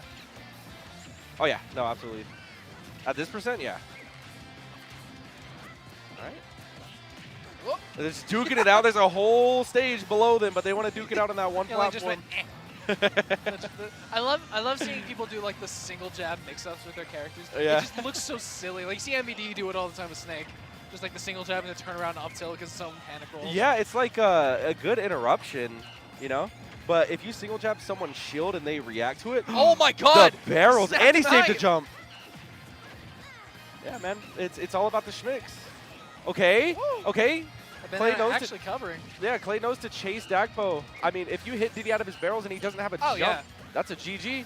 Diddy is such a free like edge guard, but at the same time, like if you overcommit, then you got to deal with Diddy at the ledge, and that's a nightmare. Yeah, I mean, his barrels are free, but that's why they gave him so many recovery options. Because he has his double jump, he has side B. His barrels go every direction in the world. Yeah, so. you can hold him in charge until you're like nearly in the blast zone. So until he's out of resources, that's when it's like, okay, this is a linear recovery. I mean, if your character is capable of edge guarding, and Hold Young on. Link is definitely one of those characters. My goodness. It's even kind of going off. Yeah, He doesn't like even want to give Dagpo the chance. even though Dagpo's No way. like a lot of that stuff that Clay was hitting him with wasn't true, No. but Young's frame data is just so good that a lot of it was just frame traps. And So the frame traps are just like putting him in a position where he's like going for a particular defensive option and then just covering that option. and those are the attacks that Clay's throwing out. Yeah. It's like if you get out of plan A, plan B is right Yeah. here. And I really think, you know, it's one of those things where I really wish the training mode of this game is more accessible, or at least like the training mod or something. Because, yes, you're not going to be able to learn everything just through like training with bots or whatever, but theoretically, any possible punish, any possible situation that can happen in the game, you can test, you can figure out and optimize in a training mode. Yeah, I need that mod actually. Dude, I've been trying to figure that out for so long. I need to figure out whether or not my Switch is able to run it. Yeah, I know Quillen modded his Switch. He brought it over to Z's yesterday. Yeah, I we're definitely, playing. just because that is just, oh my god, like, we've been seeing like Charlie, CDK, got that mod recently. He's been kind of popping off with his punishes and bracket recently. Bless you. Thank you. So, bless you. So I can only imagine what Vegas Smash would be like if we had something like that, you know? Absolutely. But going into game number 3, Small Battlefield. Oh, it's even got the Zelda music. Might be curtains for Dagpo. Bless Dude, you. I'm having a sneeze man? attack right now. Is the sun in my eyes? What's going on? Dagpo kind of put himself in an awkward position there. He went for the side B kick, but he missed the ledge, so he had to double jump back or else he was done. Oh, yeah. I like how they went from PS2 to smaller PS2. Yeah. Okay. Dagpo's just opting to do the safe punish. Down smash covers both sides. Just get some decent damage on the board. Nothing Yeah, too just crazy. get a hit. Whoop. Good forward there. Just hitting Claytito right back out. Ooh. Oh, I like how he's trying to use the banana against him. absolutely. But like, it's also one of those things where like, if you're a Diddy player, you're used to that situation, so it's not nearly as threatening as the other player thinks it is. You know? Yeah, both these guys are huge item heads. It's just it's their kit. Yeah. You know, bombs, I really think bananas. item characters are one of the most unique and interesting things about Smash. Like Smash is already like a crazy, unique, and interesting fighting game, but having the item characters on top of that is just super, super fun. I think a lot of Brawl players would agree with you because I'm not sure if you remember, but Zero Suit's pieces, her Yes. armor pieces, Yeah. were crazy. And then Wario's tires, Yeah. when the bike broke, it was Yeah, like you'd Brawl- get some insane stuff out of those. Brawl was a safe haven for items. And they had glide tossing. Yeah, Oh, no, God. Brawl item play was insane. And on top of that, they had Dacus. They had all these random Yeah, movement text. super random. Snake could just go flying halfway across the stage for no reason. Diddy had one too, actually. Like oh, a lot of yeah. people didn't know about it, but his I think actually went the furthest. You just had to Did be it? frame perfect. Jesus, it's like super wave dash, but with a dash attack. Oh yeah, you had to buffer it. Like you had to input a dash attack while in a spot dodge, and then up smash right That's after. so weird. Yeah. Why did Brawl have all this just random It fast was movement tech? super complex. It was so weird, like for no reason. But yeah, people no are one- like, ugh, my trips. It's like, dude, like there's more to the game than that. They're so even right now. It is like, it's kind of like, I know we were just talking about other shit over top of that, but I mean, there's not much to say other than these two have just been duking it out. Although, I do feel like Claytito may have an easier time getting a kill here. Unless he SDs like a fool. I guess that's an option. That was a Wi-Fi SD. He got. I like that exchange, but not for the right reasons though. It No. was like Dagpo misinputted and whiffed and just turned the wrong way. Yeah. Clay panicked and just killed himself after. Definitely a lot of spaghetti there. Yeah, absolutely. That was the definition of a spaghetti stock. Did he just cancel the downer off the edge of that platform? Yeah, Oh my this- god. That's some melee shit. The exchanges have been so wonky. Like, the moves aren't really coming out. These They're- people are inventing tech that we've never seen before mid-bracket. Yeah, I think they're just playing very safe. I think that's what it is they're Yeah. playing really safe, and Dakpo's kind of running away with it. That was kind of sick. That Using was, that banana to turn around, land that back air. yeah, I mean, Dakpo's disgusting with his edge guards, man. He's super crafty, especially when he has a banana in his hand. You're never guaranteed making it back. Yeah. I mean, we may end up seeing another Game 5 situation like what happened with Snoop just a little bit ago. I'm wondering, like, that was so one-sided. It was so even for And so then long, Dakpo and then just went off as soon as he got the momentum. all of a sudden, Clay was just not able to land a hit. I definitely think that actually just kind of messed with this mentality, I feel. It Kinda- could have, and honestly, that could be huge going into this Yeah. game 4. Is it Yeah. 3 or 4? It's 4. Because Game 4? Cantito got the first 2 games and Dakpo got that one just now. Okay. Wow, yeah, that could be huge. I mean, also, Clay could be running out of steam, too. Yeah. Like, I just saw him doing a lot of weird inputs there. It could just be a bad game, but we'll see. See if he has an answer here. They're being very, very decisive here about what stage they're going to go to next. So this is huge. Looks like it's going to be TNC. Town City. I mean, kind of the same idea as what happened earlier with Clay and Snoop. You know, more room to move around, and you know, for Clay to throw those projectiles, for Dakpo to, you know, just to outmaneuver those projectiles. So, kind of have to see how it goes. See whether or not Cantito's mentality has shifted, or if Dakpo is just suddenly adapting. Yeah, I've seen Dakpo get a lot of nasty clips on this stage, though, so we'll see.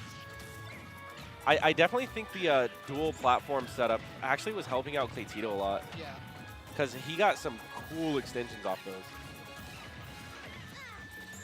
The thing about this map, though, is that a big portion of it turns into Final Destination. Like, yeah, once during those, the transitions. yep, once the platforms are gone, it's going to be FD for a good portion. I feel like in that situation, it's going to be more Clay advantage, just because not having any platforms to jump on and like more naturally avoid projectiles is gonna Yep. be such a pain. Yep, you definitely do get those arrows. Oh! This is big. Getting Not the forward quite. smash, not going to kill, but that was big damage. All right, Dakpo just taking the high ground. Very safe recovery. Trading banana and arrow. I like the spacing that they do when they're in neutral. A lot of it will consist of Dakpo having a banana in his hand and using his pop gun, while Ooh. Clay just looks for arrows and boomerangs to just play a very neutral-based footsie. I can't believe Dakpo's down tilt went underneath the arrow there. Did you see that? Yeah, I mean, Diddy does contort his body in weird ways. People be complaining about Pika. No, Oh. I was about to say. He was already dead. He actually didn't have to chase him. That could have ended up way worse, but Dakpo taking the first stock. It's about sending a message, you know? I like the movement that Dakpo's doing to just kind of traverse around Claytito's hitboxes, because Clay was definitely going deep. Woo. There we go. Just a solid dash attack. That's all it's going to take. That is going to take it. Clay with the banana, but it's not really working out. So the thing with banana is that when you have it in your hand, you're limited to only defense options and B moves, Yeah. unless you Z-drop it. So Dakpo usually tends to be very aggressive if his opponent has the banana. Oh, man. Ooh. All this movement from Dakpo. He's just running all over the place. Whoa. Okay, I feel like everyone just got schmixed. Like the whole chat got schmixed right there. And he, wow. Didn't get hit that whole stock. This has been his strongest lead this entire set. Yeah, I mean, Oh, wait a minute. he figured out something, man. It was the adaptation, but then the barrels. That's a heartbreaker. Even Dakpo doesn't know what happened. Yeah, no, he has to keep it cool, though, because, I mean, if he plays the way he's been playing this whole set, he has nothing to worry about. Or this whole match, I mean. He has nothing to worry about. Almost looking like that that FC doesn't phase him. Yeah, but if Clay, I mean, kind of takes advantage of this, like, he can't let this one go. No, absolutely not. You got to take everything you get. Take those. Okay. Oh, that might be big! That is And going to be game just like 4. that, you hate to see it. Oh, It's my so unfortunate, but you know it. It happens. God. Oh my goodness. It happens. It's heartbreaking. I mean, still though, like, it's not like. I I mean, it's not like Deckbo was playing bad. He was playing outstanding. It's just a couple of unfortunate circumstances led to him just kind of losing that momentum, losing that cool. And that's, for some people, that's all it can take. Clay took full advantage of that opening, and he actually killed him at like 78 or something when he hit him with that early, bear. especially off that side platform. Yeah, they were on the most right side of the Yeah. stage that you could be on at that moment in time. So next up is going to be you and Clay. How you feeling about this? I feel pretty good. I'm just looking really forward to eating afterwards. 'Cause I'm Honestly, starving. Sam, I'm starving. Yeah. All right, man. Well, good luck. Have fun. All right, thank you. Fun.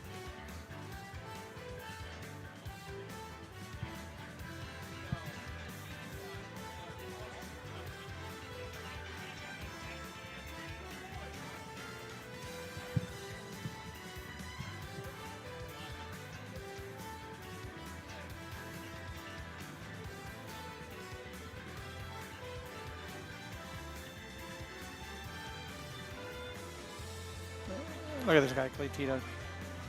Makes it to grand finals. He's got to call everybody and say, hey, watch the stream. I'm in grand finals.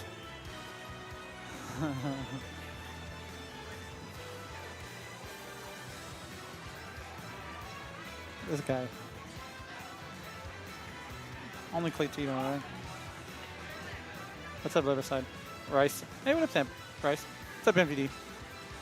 Grand finals. There we go.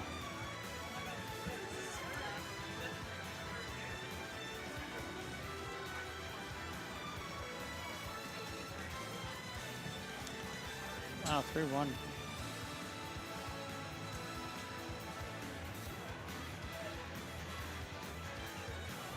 think the camera's set to 30 frames.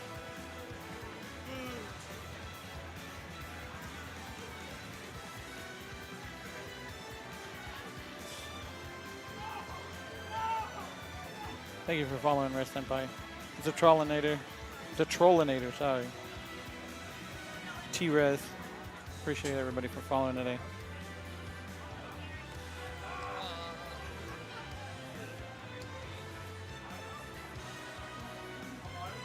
Man, always good to see him come to tournaments all the time. All right, here we go.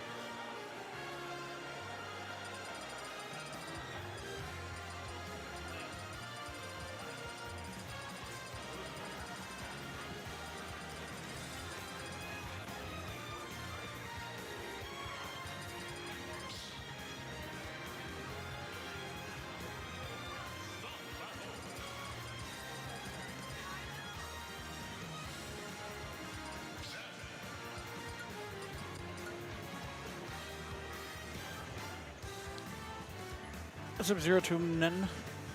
How's it going? All these dudes are so tight. These are like contestants. You met them? What?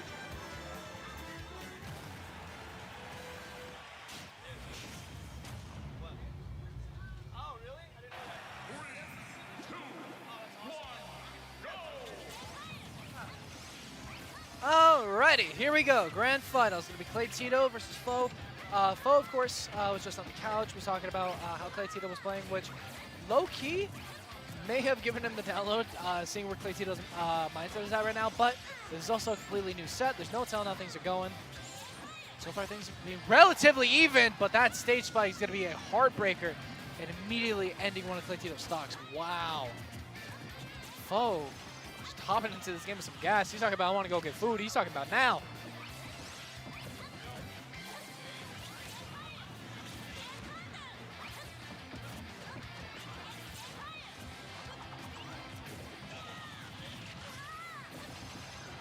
Not quite managing to come to that up air.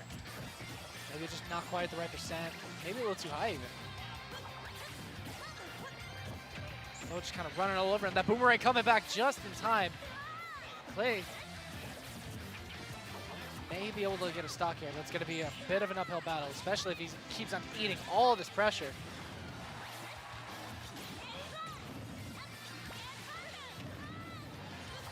I like the attempt to use the bomb there to try and cut that recovery short. That forward throw, just kick him off into space. Literally punted the child. But I mean, they're both kids, so it's fine. It's no big deal. It's not child abuse if it's another child, right? Okay, using that PK Thunder. Trying to be playing ping pong, but it's like Claytito's want to play brick breaker with all these up airs. I think it was a dash attack that took that too. Not usually foes prefer killing option, but it was an option.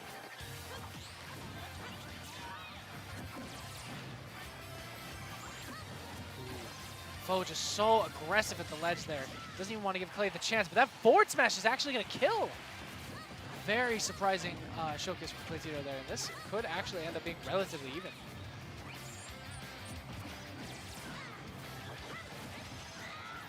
Catch him with that up air. All these juggles, he's going so far in for it. And I think it's kind of a testament to how unafraid Foe is, that he has no issue just fully committing to that PK Thunder as soon as he sees that his opponent's up there above him. Because, I mean, what are they going to do? Fast fall through? Especially at this percent, he doesn't have a whole lot to worry about. But Tito, this percent, he's going to have to play super careful if he wants to get this game. Okay, starting to get some combos there. Looked like I was trying to search for that grab for a sec. Moving all over the place. It's so difficult for Clay to catch him. That up air, he's going to take him up off the top. This is going to be game one for Foe.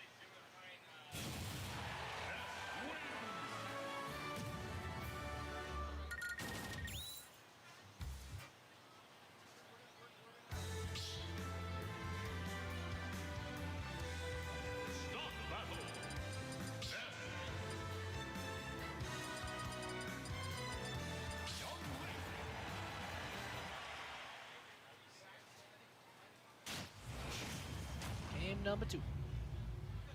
If we're going back to PS2, I imagine we're going to be seeing PS2 majority of this set. Well, opting to just hang up on that platform for a little bit. Not feeling any kind of urgency to run in and make anything happen. So they're taking advantage of it though. Pretty hefty amount of percent there, right out of the gate. Oh my god, I thought we were going to see a PK Rocket.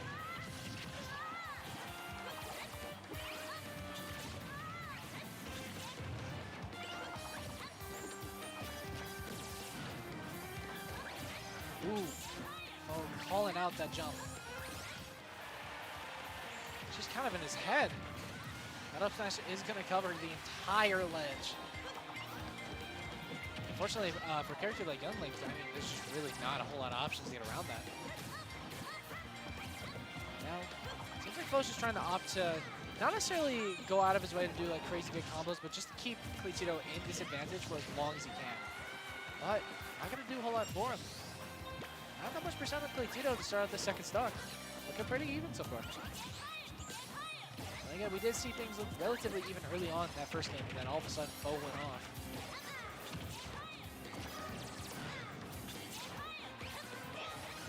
Ooh, Nair to cover the ledge. Down smash not quite connected, didn't hold it. Still gonna keep Claytito off stage.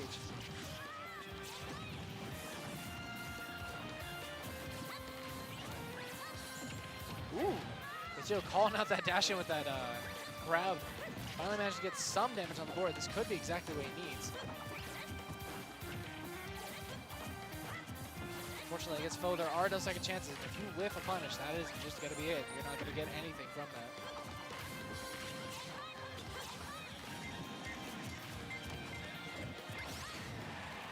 Twinkle Toe's not quite going to do it. That PK Thunder might, though. That's just a clank with it on the Nair coming down. Oh, that could have been huge. With that much rage, ooh, I don't know if that would have killed, but it would have been pretty nice. That up air coming up just above the ledge. Huge multi. I can't believe they made that move a multi-hit, to be honest. As for the down smash, I feel like either this input or maybe he's trying to jump down air. Not too sure, to be honest. It's just kind of opting to hang back and take his archery lessons. I really want to commit to jumping up in the air. No! I cannot believe that connected. I cannot believe that connected. Why we got the Dutch tilt camera angle on Foe there. My man's really truly turned the world upside down. All right, we're going to game 3. It seems like we're going to be opting. Let's see what I was thinking.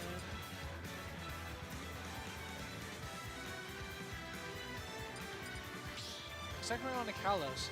Kind of makes sense. A lot more room to move around. It seemed like Katsita was just kind of struggling to maneuver around Foe.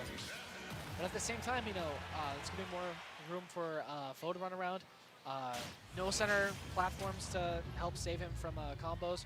But also at the same time, nothing for him to get stuck on trying to get down. So, interesting counter pick. Super aggressive with these PK fires.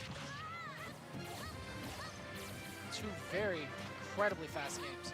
I imagine we're going to be seeing yet another one, whether Katsita wins or Foe.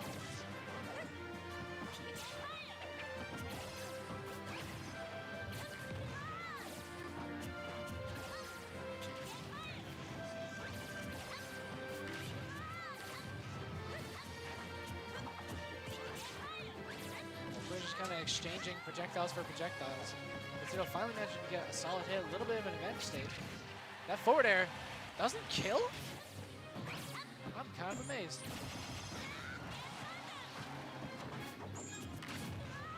Control's been returned. Foe, real patient on that platform there, but he's going to use up air for his troubles. Did he Z drop that bomb as he was landing? That was crazy. Gonna go off real deep with that forward air, and that is going to be a stock. Ooh, catch him with that up smash. Oh, it looked like Foe was trying to, he might be trying to style, might be trying to get the stock super early, then give Clay the chance to make this up. Oh, he had the right read, but not quite the execution that he needed. Oh, Clay not getting caught out by that PK rocket. We've seen a lot of players get caught by that recently. Props to him for not falling for it. So far, looking like a much better game for him than previous ones. Still not killing, though. That PK rocket is going to kill them both. But still, what a momentum shift. Because Clay was kind of going off stage there, and all of a sudden, losing the stock. Granted, he still got the stock he was looking for, but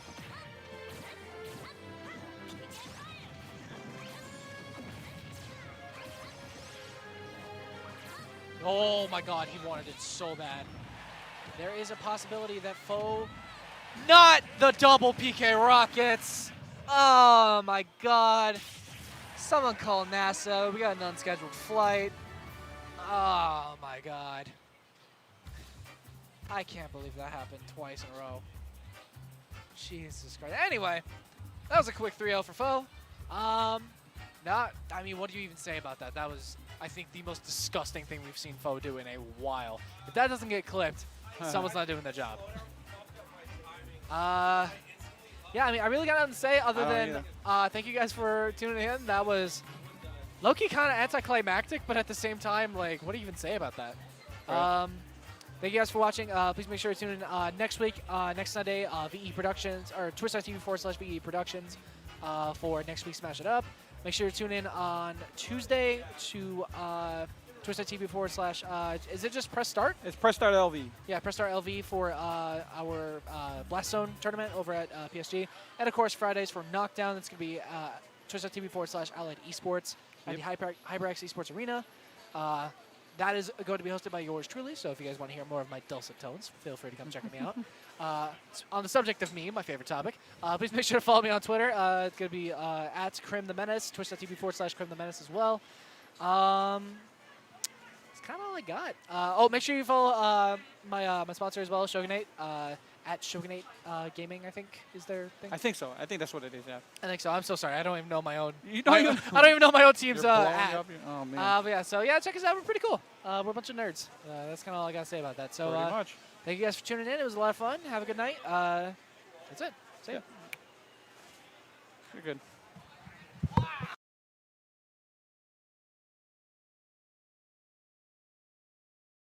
All right, everybody, good night. I'm sending you guys over to my man, Fade. Get some food. Go get some.